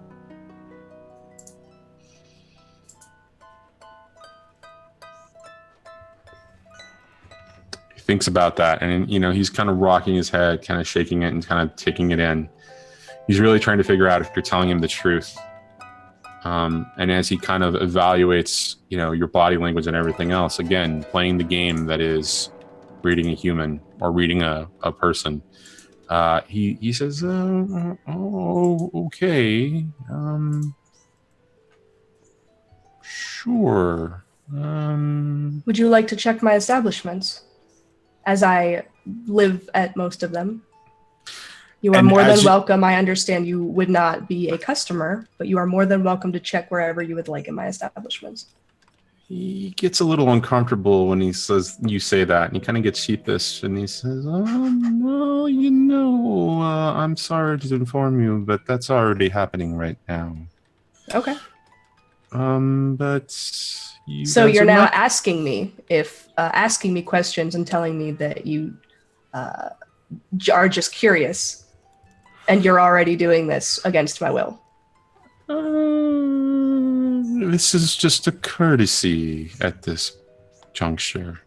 I wanted more to know about the nefarious murder activities happening in the docks. All right, she's jumping. She's doing a flashback, and Naya's jumping into his body because she's pissed. Naya's pissed at this point. Naya's in her body, and she's fucking pissed. Wait, okay, so let's be clear about what you're suggesting. We're doing a flashback. What happened when you and I had that exchange? If we're doing a flashback. Nye wasn't there. It was just the other chick. Oh, it was Nye just was the other already chick. in her. Nye was already inside of yes, you. We knew that yeah.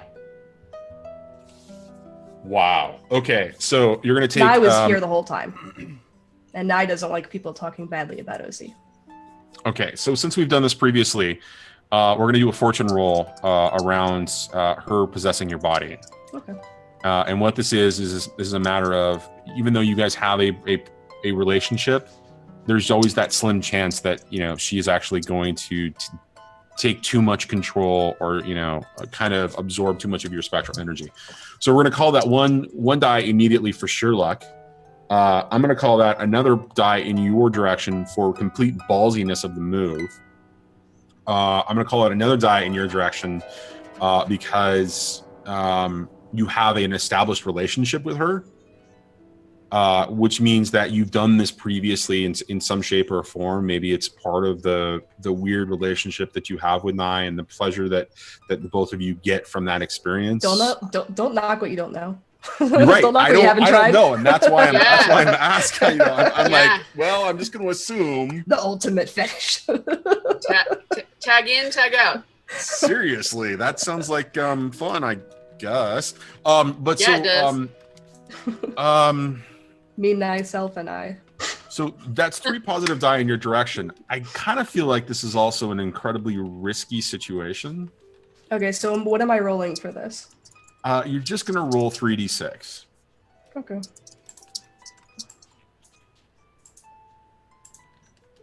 And we're just going to take the highest of the rolls. Oh my. All right. So for the flashback, you're going to take 1 stress because this isn't, a walk in the park, but this is also not life or death, right? Mm-hmm. Yeah, this is an unlikely opportunity or complex action. So you're going to take 1 additional stress for this particular action, or for this flashback. Okay. With that, the Nye is so like used to basically riding shotgun in your body that it's just like it's almost like subconscious level conversations going on, and so she immediately jumps when you say jump to or when you think about it, like it's like, oh, instinctively, yes, this is the right time, and she jumps and possesses. Well, Nye's been in control this whole time. Oh, Nye's been talking. The OC is not even here right now. Oh, okay.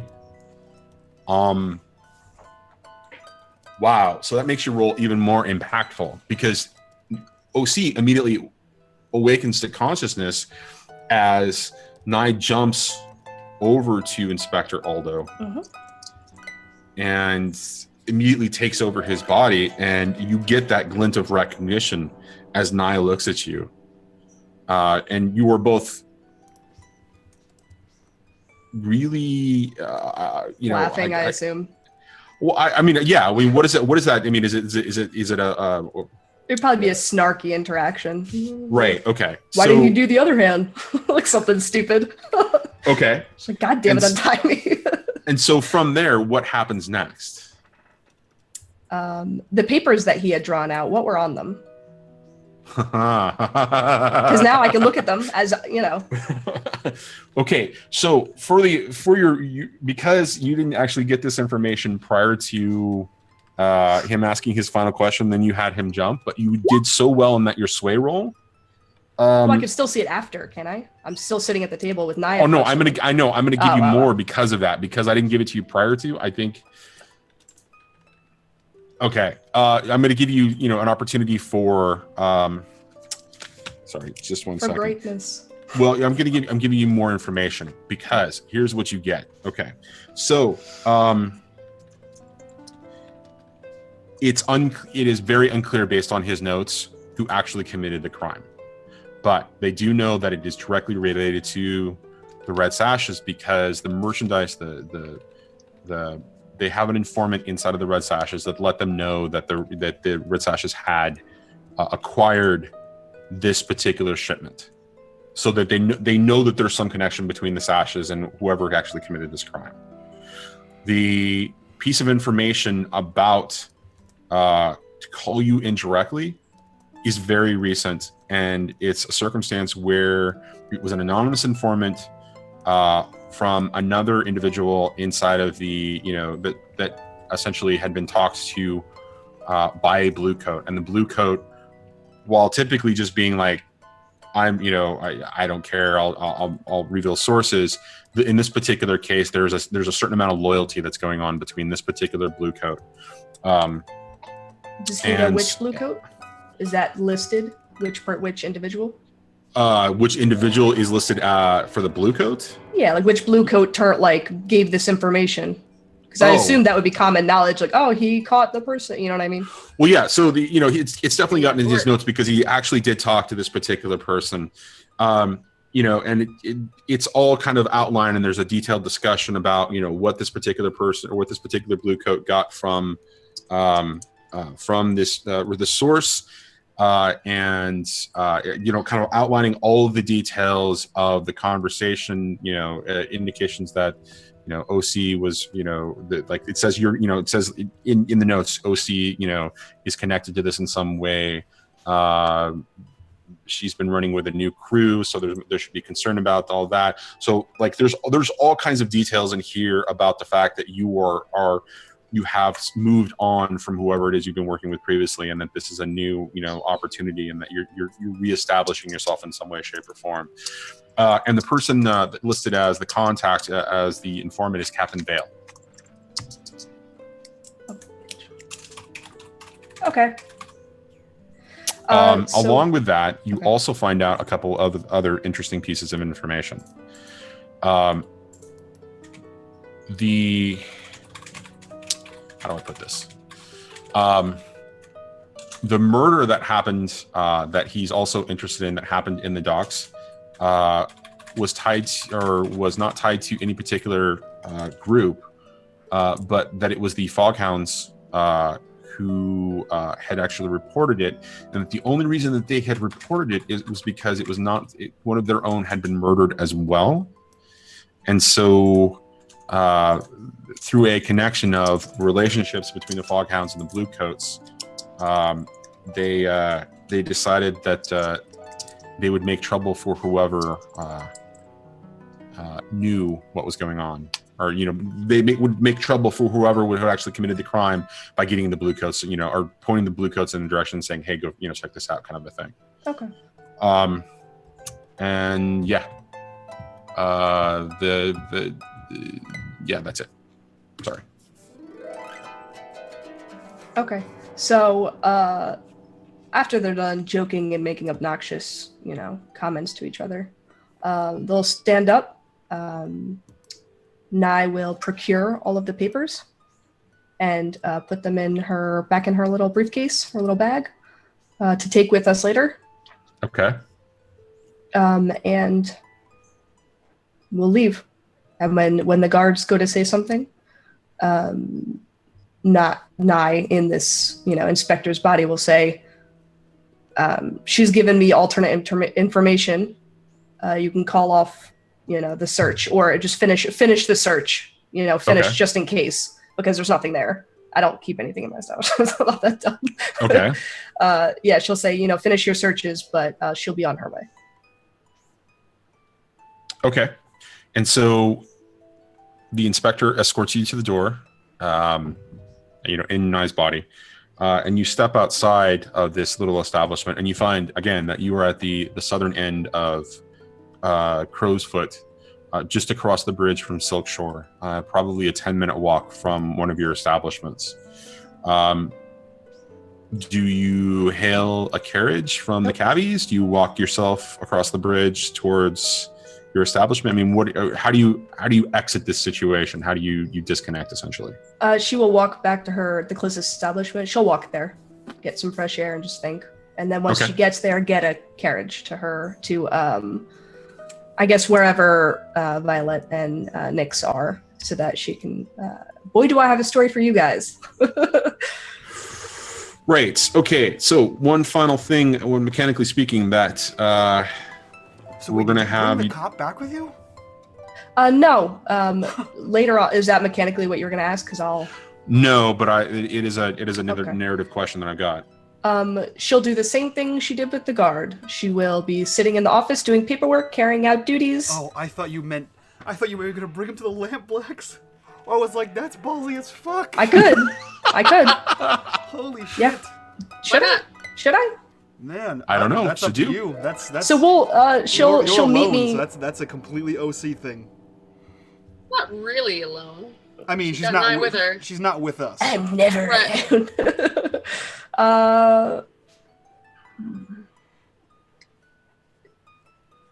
I mean, you know what plans that have been discussed, so it's a completely up to you to play it. She's however going you to want. have him hop in the carriage. She's going to have him hop in a carriage. Mhm. And without any guards, just with the driver in a carriage. okay. And going to go to the establishment before I get there, because I'm going to walk alone. Okay. go to the establishment, pick up a lady, and then walk from there or go from there, in the carriage. And the same deal. All right. Now I have a really interesting question, which could present complications at some point. Does anybody else besides OC know about Nye's true nature? I mean, Violet saw it happen. And so Right. yes, because we discussed it when he came back, and I. Right. The question I should be very specific about is what about any of Nye's girl, or what about any of OC's girls? Because the reason I would ask is, so the inspector gets back in the carriage, or gets in a carriage that's a blue coat carriage, and basically just gets escorted or taken to. It would be the same girl. Right. Well, but so you take him back to the establishment, right? Okay. How would Nye indicate that girl should come with her to go and do exactly the same plan over again? Is it a nod? Is it no, an acknowledgement or signal of some kind? It's probably a comment. So it's like a keyword or a phrase. Get in, bitch. We got work to do. He pays for her. Right. He's a John. He just Yes. buys her. Hey, that's they're perfectly people. good too. I but wanted the he could be a John. clarification. I wanted the Yeah, clarification. Whatever it was, I wanted the clarification. So Yeah, I that would be the understood. cover. Is like, hop in, circumstances. a lady. Right. Is Okay. it Yeah, really no, nasty weather? Yeah, it would be just a comment whenever she gets it. Whenever they would see it. The guy at the front, he would walk in and he would say, "We've got business to do," and that girl would come out. And that's all people see is when you say you've got business to do, that person exits. Okay. So the So bartender or whoever at my establishment would go get that person specifically. okay. So with that in mind, the mechanical question that I have is, which of your roles is going to apply to the reduction of heat? So we need to, so because this was all RP towards reducing the heat on the crew itself, right? The crew now currently has 4 heat. I honestly think that this actually probably applies to the sway roll more than it will the fortune roll, because, well, wait a second. Okay, so taking a step back for a second, how is you getting the inspector, giving the inspector to the lampblacks going to reduce the heat? Is it because he just disappears?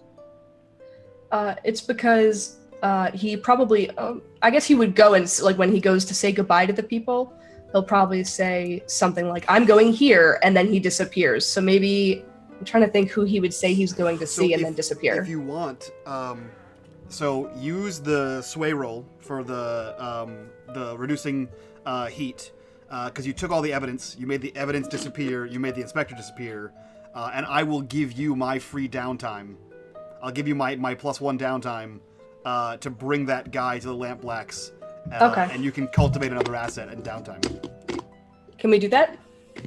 Yeah. Or you can advance that clock. The lampblacks. Well, wait a minute. Wait a minute. Hold on just a second. So that would be the end of the reducing heat, is me getting my evidence back. And then the inspector, as he's leaving, would say, "I have a lead on," who should I As say your he has a next lead downtime on action. to push, who should I push it to? And then he disappears. So I'm saying, what group would it be beneficial for us to push it to? The red sashes. Okay, so I'm going to be paying leader of the red sash, or I'm going to be speaking to one of my contacts in the red sashes because because that's the information I was given. My information points me toward the red sashes. This was an inside. Yeah. and so you're going to drop the body of the inspector off to the red sashes then? Yep. No, we're gonna. Oh, to the lampblacks. No. You tell the blue coats that I'm going to go speak to, or the other The inspectors. okay. Whatever. I'm going to go All speak right. to the red sashes. I think it was an inside job, and then drop his body off at the lampblacks. As 2 separate. That And could be I'll- like an after. Okay, Yeah. so And I'll grant my mechanically speaking, +1. okay, so mechanically speaking, the roll for sway was a 6, so that means you reduce your heat by 3. Sweet. I'll mark that right now. Yeah, so that means that the crew's heat is now down to 1. Now, extra downtime action. Now ours is down. Are you advancing a long-term clock, or are you developing an asset? Our heat's down to 3. We had so much heat. Oh, your heat's. I thought your heat was down to 6. No, or we the had 6. Oh, okay. All right. Sorry. Anyways, good call. What is the? Let me take a step back and ask this question. What is the result that you're expecting from the giving the lamp blacks the inspector? Like, what? I mean, are you expecting him to disappear? Are you expecting them to use him as ransom, cultivate him in some way as an asset really for care. them? Because once he realizes that's where he is, you know what I mean? I mean, Mm-hmm. so I mean, you could bring. So this is all spur of the moment. I have another piece to add. So you could bring the inspector back to Eden and leave Nye in there until we have our meeting with the Lamp Blacks, and then work out a deal and they get him. Right, but what's the result? I mean, what do you see as being a benefit to the Lamp Blacks, though? I mean, there's an obvious benefit to the Red Sashes Major, That's true. Right? I mean, his intrinsic value is that he is somebody who, he's an Aruvian, high up in the Red Sashes. He probably has some connection to the Aruvian consulate because, of his rank. He definitely is a valuable asset that the Lamp Blacks can at least either ransom, interrogate, and kill, or use in some other negotiating tactic. Right? You've clearly given the Lamp Blacks an advantage there. What value is the inspector to the Lamp Blacks?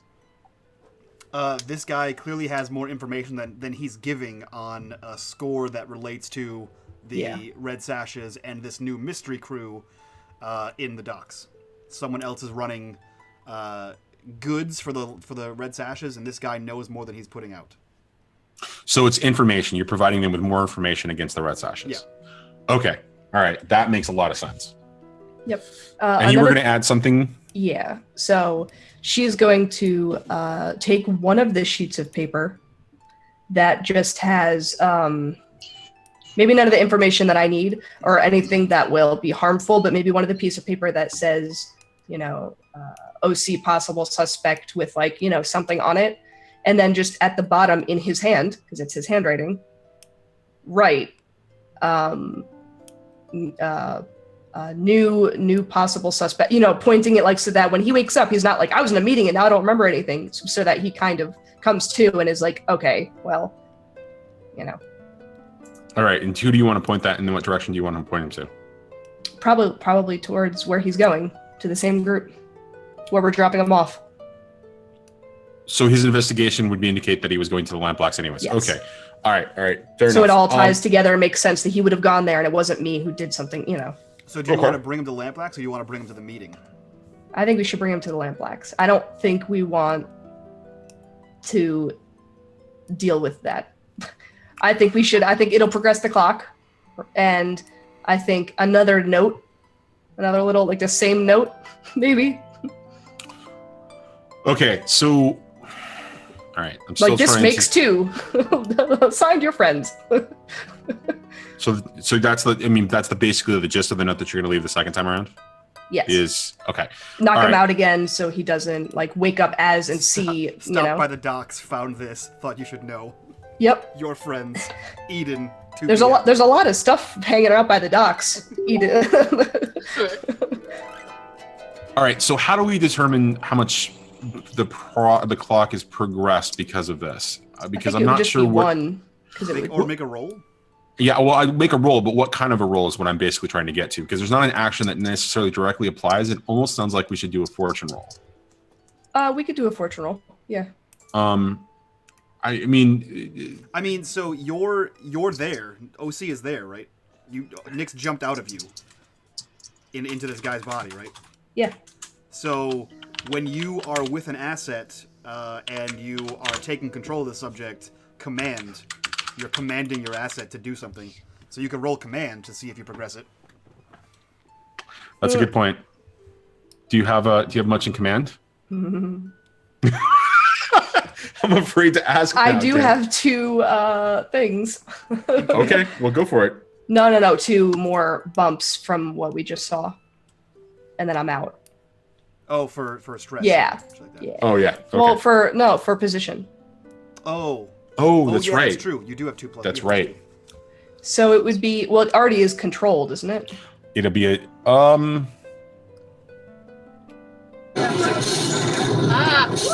Stop. well, so no, actually, it's position is not going to be affecting that. At least it wasn't porn.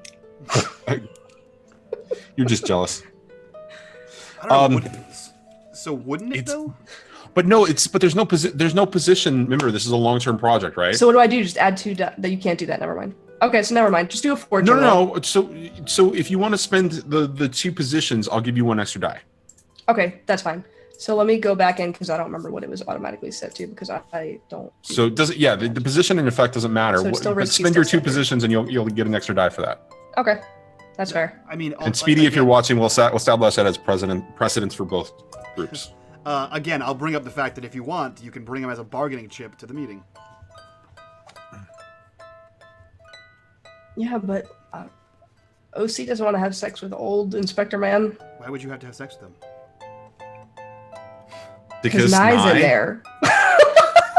I don't understand. I don't understand why you would have to have sex with him. That's not how Nye gets out of the bodies. That's how some. Never mind. That's how something gets out of the bodies. Ectoplasm, but not Nye. Yeah, I don't understand why that would Fine, have to happen. OC will wait. Okay, let's fine. She's gonna be cranky the whole time. She's gonna complain. I'm just throwing it out as an option. Okay, wait a minute. Let's take a step back, guys. That was supposed to be a downtime action, and you were going to be, advancing It's a project. downtime action. Like, let's just. So I'll tell you what. Rather than there be a roll, you're going to hold the guy off to the side as an as a potential opportunity to hand off to the lampblast. We're going to call that just 1 additional pip or a piece of the pie on your clock. So it's just that way we can move on, because otherwise we're going to discuss this to death. I mean, it's going to get discussed. if you want to make a roll, Johnny, you can roll command to make sure that Nye can stay in the body long enough to last till tomorrow. Everything would be a fortune roll, right? And you don't even. So all you need to do is get the guy back to, a safe house. You don't have. She doesn't have to stay possessed in him. That's for that entire. Also, I can just bring her, like, girls and pass him off as a gentleman to one of the establishments, and she could feed. That's feed, pretty so much. to speak. So, I mean, it's not about maintaining. She's been doing this her whole life. She's never really had her own, but you know what I mean? Yeah. Okay. I don't think that's a skill thing. That's like a to live thing.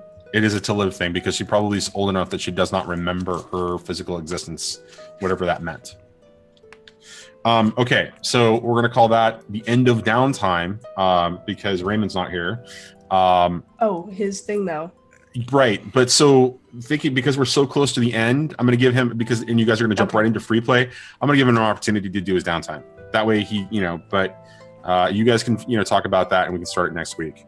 Okay, that's what he's going to do when he comes back, though. He told me. Yes, he is going. Yeah, we'll jump directly into his downtime, just so that he gets to take advantage of that as well, and then we'll come back into free play, because I doubt in the next 20 minutes you guys are going to come up with a score, right? And we need to end early anyways to deal XP and stuff. So then in that case, if no one used my extra downtime, then I'm going to train. I'm going to use it to train the second time. Okay. And I will train in prowess.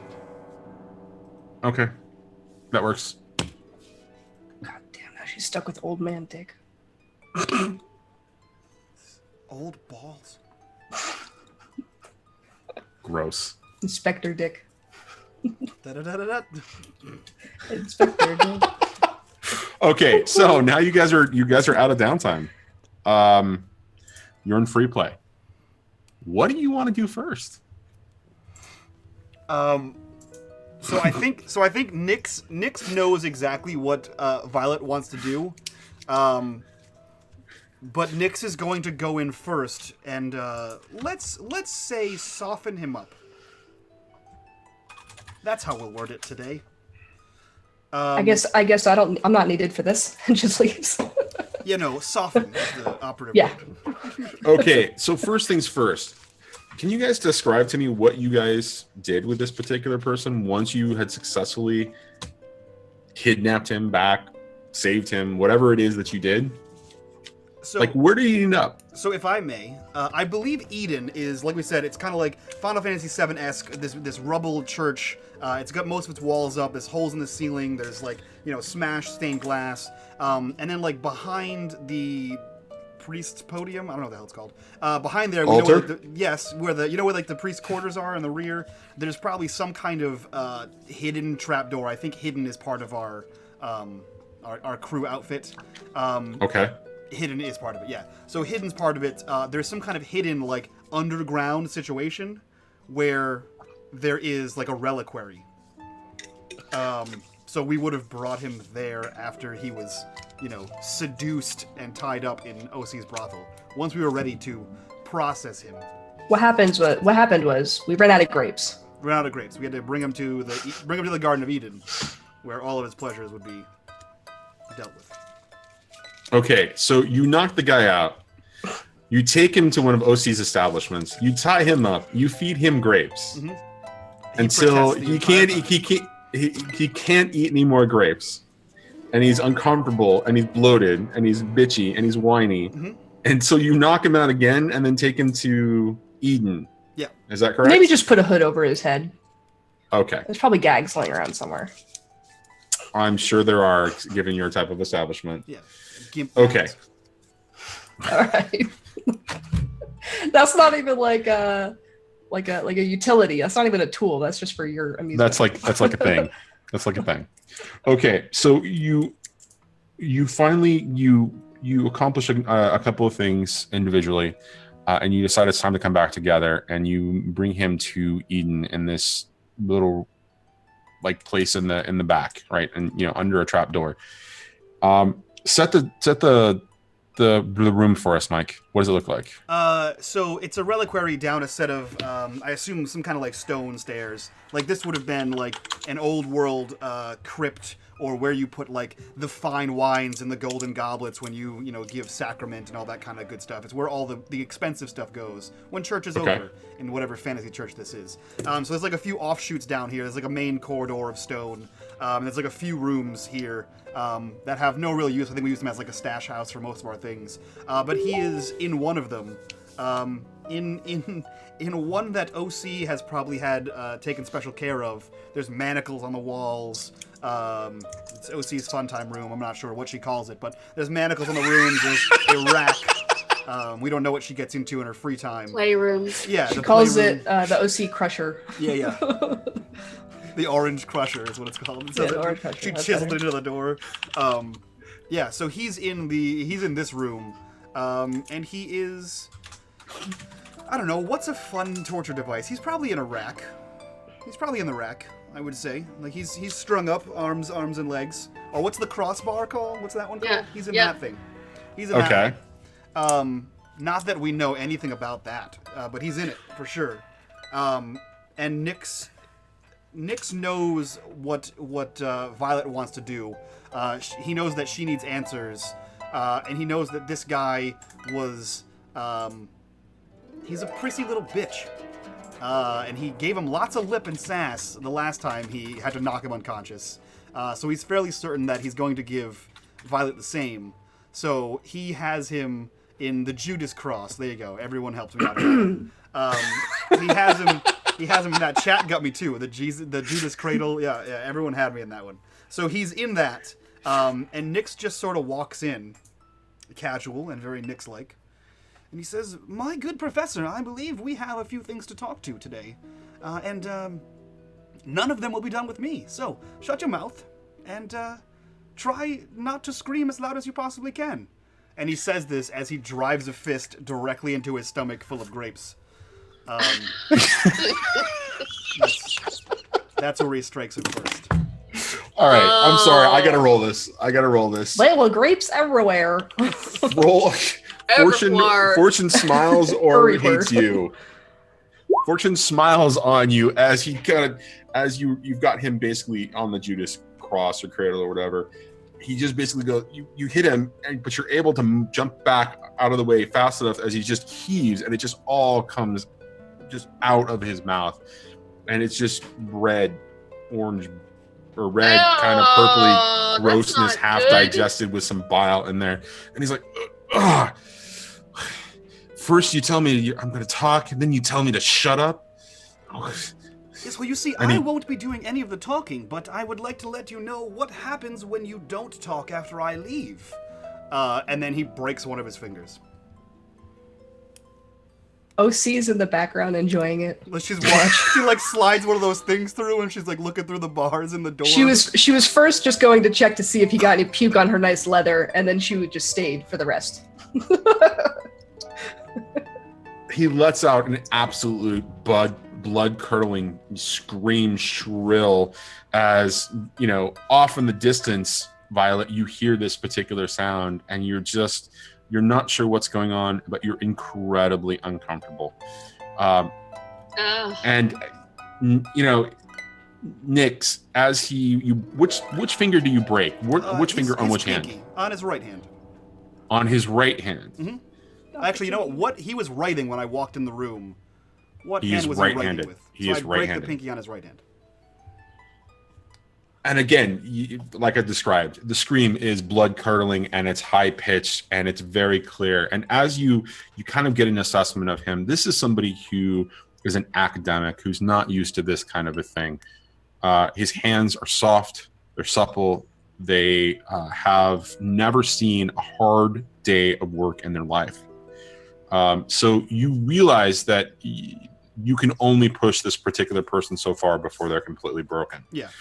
And so you break it, and his fingers kind of like pulled off to the side and kind of, you know, not dangling, but just kind of hanging at some weird angle. And he's like, just, who sent you? You know, and he's starting to kind of stutter and just get it over with. Just and he passes out. Good. While he's passed out, Nyx is gonna wake him back up because he's gonna reset his pinky because he's an academic and he needs to write and he might need to translate for us. So when he's like, and he passes out, Nyx takes the opportunity to back into place his pinky. And does he wake up? So the pain, or so the way you disconnected it was, you disconnected it from the joint on the hand itself, basically right here. But you also had a second, like, disconnect between on this joint right here. Sure. And so you grab it and you pull the entire thing and you just pull it out like this. Oh, and then let go as it kind of resets into place. And he just he wakes back up. He's like, why did you just broke my finger. Why did you do that? And he's so in pain. I'd like to remind you that my friend is much more delicate than I, and she's going to ask you a few questions. And if she tells me she doesn't like the answers you give her, I get to come back, and I get to ask you questions. And I'd like to point out to you that I only used my hands this time. I have an array of tools and emotions to all of the ridiculous things that OC has down here. Hashtag and he's stuff. about to protest again and scream until he realizes what you're implying as he looks around the room. He says, now then, and he pulls out his own handkerchief and he says, let's clean you up just a bit. As I said, she's sensible. And he begins to, like, wipe the vomit off the guy. So between vomit and tears and snot. Tears, snot, sweat, he's urinated on himself a little bit. You take a bit of time and get him cleaned up as best as you possibly can, but there is clearly a smell coming off of him now that indicates that his body he is a little afraid. He says, well, good. I hope you are receptive to a line of questioning, and I will see you later on today. And he leaves and closes the door, and he goes to get Violet. Oh. Did you really? Did you have to mess the carpet? Well, to be fair, my dear, there's no carpet in that room. OC made sure of it. True. No stains for this girl. True. Anyway. He says, so, I believe he is ready for your line of questions. Okay. Well, soon begun, soon done. Let's go. All right. I now need to sidestep around the puddle. Mm-hmm. So let's. He's not real. Okay, so let me be clear about this. He didn't completely piss himself where there's a puddle on the ground.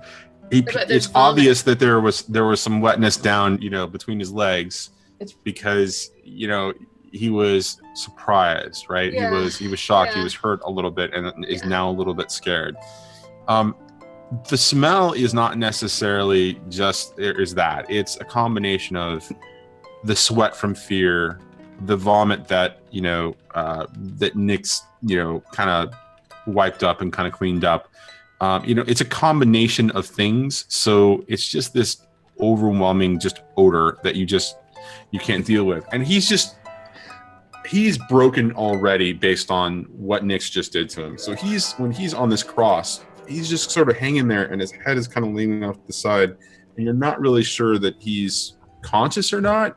But as you kind of enter the room and you come into one of OC's essentially pleasure den, something that you probably have seen before in your own adventures of exploring your vice to some degree or another. But this one is incredibly intimate. And by intimate, I don't mean like it's a wonderful setting so much as it is every single piece of equipment that you could possibly use in the search for pleasure and pain. I mean, there are things here that you've never seen before, but they're intricately handled and cared for, and all of this equipment is well maintained and taken care of. Yeah. So you walk into this and you see him kind of slumped and he stirs just a little bit. You see his head stir a little bit as he kind of looks at you, but he's defeated. He is absolutely defeated at this point. Oh my dear, what have they done to you? You've been up to some things. Little extra credit, I think. And I'd like to know, have you ever seen a room like this? And I'm going to kind of come up into his face and kind of lift his eyes and let him really see me for a minute, because I am still smelling of wine and sex and brimstone, and I'm still a little Dana Barrett Zool a little bit. I'm still a little on from it. And I'm just amazed. Have you ever seen? Just let him, just for me to read his eyes and see what is up with him. And then as I talk, I'm just gonna wander around and kind of play with all the amazing little things and touch and look at whatever, because I'm still I'm a little tipsy still, a little afterglowy, and I take a belt off the wall behind him. I really need you to answer my questions. Whack! And take the two sides of the belt and just pop it extremely loudly right behind him. Behind him? Yeah. I'm not going to hit him. I'm just going to make that sound, because that sound is unmistakable. More pee comes out. More pee. So he's kind of listening to you as he's kind of like looking, around. And when you looked into his eyes, you saw defeat. You saw acquiescence. You saw submission. But in that submission, in that acquiescence, you also saw that there is a fire there. Like there's an intensity there that let you know that something that Nick's missed because he was so arrogant about it, and because you're so receptive right now into not only the spiritual realm and all of your your appreciation for all things arcane and demonic. You're also, because of some of the drugs that you took and some of the experiences you had, you're also a little empathetic. Like you can pick up on the vibes that's sort of coming off of him, and you can clearly see that there's more to this particular person than what the situation that he is in. Like there's an intensity about it, but there's also the shell exterior that is what you see in front of you. And so you do that, and he pops up. It's like, ask your questions. Oh, good, you're listening. I'm glad you're awake. I want us to be friends. I'm sorry what he did to you. It's not the way I would have gone. I'm so sorry, but I do want us to be friends. I think we have a lot to learn from each other. I think so. We'll put the belt away, and I'm going to take a little feather flogger, kind of grackle feather flogger, kind of brush along his arms and his face, and go, so, blade, book, amulet. They're amazing, right? So, tell me a story. as you're kind of dancing, with the feather along him, and I guess you're coming around back to his front, correct? Yeah. And you're just kind of tickling him, and he's kind of jumping a little bit, but his head is down. And you say those words to him, and he's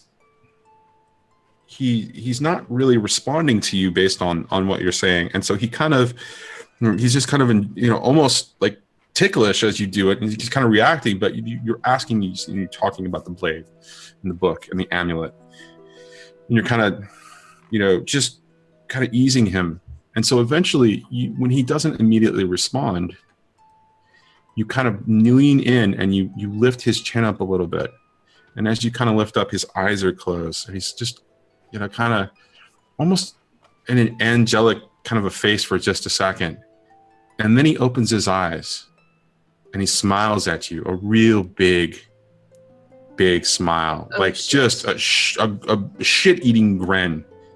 And when he opens his eyes, they're completely black, and he looks at you and he says, "I have a story for you," and that's where we're going to end it. Woo! It's on. So yeah, Drops. yeah, curtain drops. So you just I'm in trouble. you are in Baby. trouble. You guys Right, I have just no tortured idea the what you demons, just so did. You're fine. You read my gear though, so I have a little bit of some protection. I have something. Listen, what you do with your protection on your own time, that's between you and whoever you're Ew. taking your pleasure with. Listen, I meant my bodice. My bodice. No, yeah, that's what he's talking about. That's what I'm talking about. I just pictured Nine OC in like one of those slits he's talking about, just watching, and like the inspector's just talking like, "What old bitch," while he's being himself. Okay, so you find yourself in that dungeon, in that situation. We're gonna leave that there as a cliffhanger. Let's do player experience. Because a lot of crazy shit happened this time around, and I think a lot of it played into your character's traits. So who wants to go first? I'll jump in. I know I trained once in Resolve, so I put 1 point in there. I trained in Prowess, and we have Prowess as a crew skill, so I put 2 points in there. Okay. And then, I at least used my heritage once with that entire role-playing scene with the sweet... You absolutely did. You absolutely did. And then I assume between that and, I guess, like, fucking everything, I used calculation at least once. I approached something with calculation. Okay. So I think that's 1 XP. If anyone has any other arguments for more XP than those two, I don't know if any. I didn't think of anything. I can't think of anything off the top of my head that you haven't already talked I about. addressed a challenge with calculation or conspiracy. I expressed my heritage. I kind of expressed my background with the whole Desirosi Cardinal Freight family. Totally did. I don't know if that counts as 2 or 1. And then I didn't really struggle with issues with my vices. Although I don't know if breaking this guy's finger is going to have a terrible. Well, I was going to say that actually could be struggling with your vice and showing restraint. But it also could be another example of your drives or your background. Okay. So I'm okay with calling it either or. It seems like to me it's a little bit more like struggling with your vice because you did not continue to affect violence on him in a significant way. You were very restrained. Cool. So I have 1 point for heritage, 1 point for being calculating, 1 point for vices. I trained in Resolve and I trained in Prowess. Yeah, sounds great. You go, Glen Coco. Okay. 1 more point. Let's go with OC next. What are we talking about here with the Orange Crush? Desperate, I would say she rolled at least once. Yes. When she was, the deception or influence she used once. Okay. She used her influence as far as like talking about her business and having people like the Bluecoats being there and everything. Sure. And definitely expressed beliefs or background, talking about why she does what she does and how it's she would have no reason to do these things because she has this business and this is what she does and this is what she cares Okay. about. I think that's it. All right, so that sounds like 3. And those I just put into the player advancement, playbook advancement. You can drop them into player advancement, or you can drop them into resolve, prowess, or insights. So I level. So you either level on something in resolve or something in like you get an additional like special ability or whatever. So we can deal with that off screen, but yeah. So you can definitely level there at some point. All right, Violet. What are my things? What are the things for? Oh God. So it's on your character sheet, but you addressed a challenge with knowledge or arcane power. Now you definitely did that a couple of times. Mm-hmm. First one in your downtime action, while you were at the Weeping Lady. Yeah. So then there's also, let's see, what else? What else did you do in your downtime? Her vice. Her vice, yes. Vice. So you indulged your vice, and your vice was definitely related to arcane power. Yeah. So that's definitely 2 points one for the situation at the Weeping Lady, one for your vice. You expressed your beliefs, drives, heritage, and background. Anywhere? I mean, that isn't directly applied to those. Yeah, with the lady that I wouldn't take. Okay. All right. So that's 1. Yeah. Absolutely. No desperate rolls. No desperate rolls. No desperate rolls. We'll be in a minute. Maybe. It'll be soon. If I'm lucky, next time. Decisions. See, struggling with your issues from vice or trauma. I'm wondering if.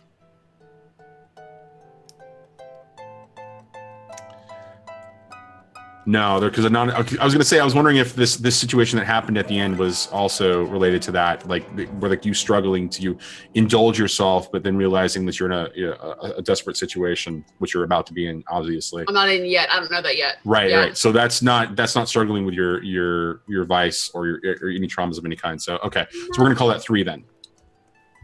Cool. All right, and with that, I'm going to turn it over to Mike. Sweet. So first of all, thank you, that Rift person, and thank you, Arcane is Life. Arise, minions, and welcome to the graveyard. Thank you for hitting that follow button. Thank you for joining us here. This has been episode 5 of 6 and 20, a Blaze in the Dark campaign. This campaign is run across 2 channels by 3 casters here. Myself here on unMadeGaming, Not So Speedruns over on his channel, and the great VideoStoreCowboy here running DM on both sides. I would like to remind you guys that this Saturday we are having a 12-hour stream from 10 a.m. to 10 p.m. Eastern Standard Time. All proceeds from that go to Extra Life Kids, to help sick kids not be sick anymore, because everyone knows sick kids are gross. This year alone, we've raised over $800. My goal was $1,000, and we're halfway through the year. We've already almost hit that goal, which is crazy, blows my mind. So we're going to smash that goal, hopefully this stream. The last 2 streams we did, we raised over $300 each stream, which is freaking crazy and awesome. I'm going to be all there all day long. Miss Ginger Ninja is going to be there from 1 to 4. Johnny's going to be there from 4 to 7. We got Greg Hansen coming. We got Madfish coming. We got a bunch of cool people, so definitely tune in. Check that shit out. It's going to be a blast and a good time. Helps a good cause. And yeah, this is unMadeGaming, guys. We're here every Tuesday and Thursday from 7 to 10, and Wednesdays from 8 to 11. And I'll turn it over to these guys, and we'll introduce everybody. So, Johnny, our wonderful DM, who are you? What are you doing here? And what do you think about tonight? So yeah, I'm Johnny. I run the VideoStoreCowboy channel. Give it a follow. There's shit going to be coming up very soon with that, and we'll be talking about that along with what we'll be building towards the finale of this played, or 6 and 20, and we'll be talking about what's going on in the future with that very shortly. Let's see. You'll be able to see me tomorrow night on Speedy's channel, running the second half of the campaign for the other crew, Phantom. They got left off in a really interesting situation, so I'm actually kind of excited to play out what's actually going to happen with that. Not very much in the same vein as the cliffhanger from tonight's. Otherwise, you'll be finding me after that here on Saturday, running a new setting for the Cypher system called Predation, right? Mm-hmm. Predation, right? It's basically lasers, guns, or laser, blasters and dinosaurs and sci-fi and all that bullshit. Yeah, so Ark Survival Evolved Tabletop Edition. Yeah, exactly, and that's going to be entertaining as hell. And yeah, so I think that's interesting thing about this particular game and what both of you, both the groups have done so far, is you amaze me what you guys do in scores when you're taking the action, but I get even more amazed about what you guys do in downtime. And this is in reference to this session today, in reference to what Phantom did the last time that we played. It's just, you guys build so much of the world that it makes it incredibly easy and even more difficult at the same time for me to actually put you guys into situations and kind of essentially steer it, on, kind of very, loose rails kind of a thing. You guys do amazing. So I thank you for coming to the table. We missed you, Bower Bottom. We'll see you next week. It's pronounced Power Bottom. I'm sorry. What was that again? It's pronounced Power Bottom. Power bottom. I mean, with that torture scene, we should have had a power bottom. I'm just saying. The best thing is, like, I don't think about my segues. I just take whatever, like, the last thing you say is and say, speaking of, which would translate to, speaking of power bottoms, Xmas Ginger Ninja, who are you? What are you doing here? And what do you think about tonight? So, we got to go a little more into OC's backstory, and I don't know if I can do it. Fuck. I'm lost. I got nothing. That was a really good segue. Guys, this is Xmas Ninja Ninja. She has an FPS game. She does SPF stuff and spoopy stuff over on her stream. Go check her out on Twitch as well. And we're doing a drinking stream this Saturday. Oh yeah, so. Saturday night after the 12-hour stream, she's doing drunk shenanigans. Oh, awesome. Yeah. It's gonna be great times. Last but definitely not least, Lisa, who are you? What are you doing here? And what did you think about tonight? I'm Lisa Lee, and I am Lisa Bell on Twitter. I said it right. And I'm loving this. This is so much. I'm sure that I know that I am driving you and Owl and Johnny crazy with all the ideas I come up with. Like, yes. I'm mad Muppet typing to them during the week, or I'm mad Muppet typing to myself about things that I want to maybe happen. Yeah, it's beyond, because I just love the game so much. And I got the book. I got the book finally this week. It's been like my teddy book. Nice. In bed at night reading. Like, it's my reading. Because there's stuff I keep finding that's amazing. The lore is amazing in Blades in the Dark. Yeah. It's true. Yeah. And if you guys notice the sweet, sweet shirt that Lisa is wearing currently, and if you guys want one, you can pick one up in the unMadeGaming merch store. It's exclamation point merch in the chat there. I think there's like $20 a t-shirt. They're super nice, super comfortable. Yeah. And they're super goddamn rad. We actually just sent one to John Harper, the guy who made the game, and Sean Nittner? Nailed it. One of those guys. And Johnny, I don't actually know what he's Sean also does. awesome. I don't actually know what Sean is he's a producer at Evil Hats, and so he spends an incredible amount of time working on the various properties. He spent a great deal of time working on Blades specifically. In fact, he's written a couple of Blades hacks, one of them being a modification of the game called Vigilantes, which allows you to play the light in the darkness, essentially. Oh, yeah.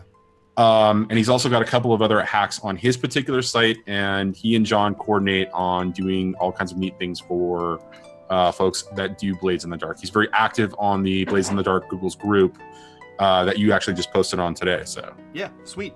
And guys, before we get the hell out of here, we're gonna go do a quick little raid to our friend Saving Throw Show. They are playing some D&D live and in person right now, so definitely go check those rad ass people out there. Copy and paste that and watch for the host. And from all of us to you guys, bye bye.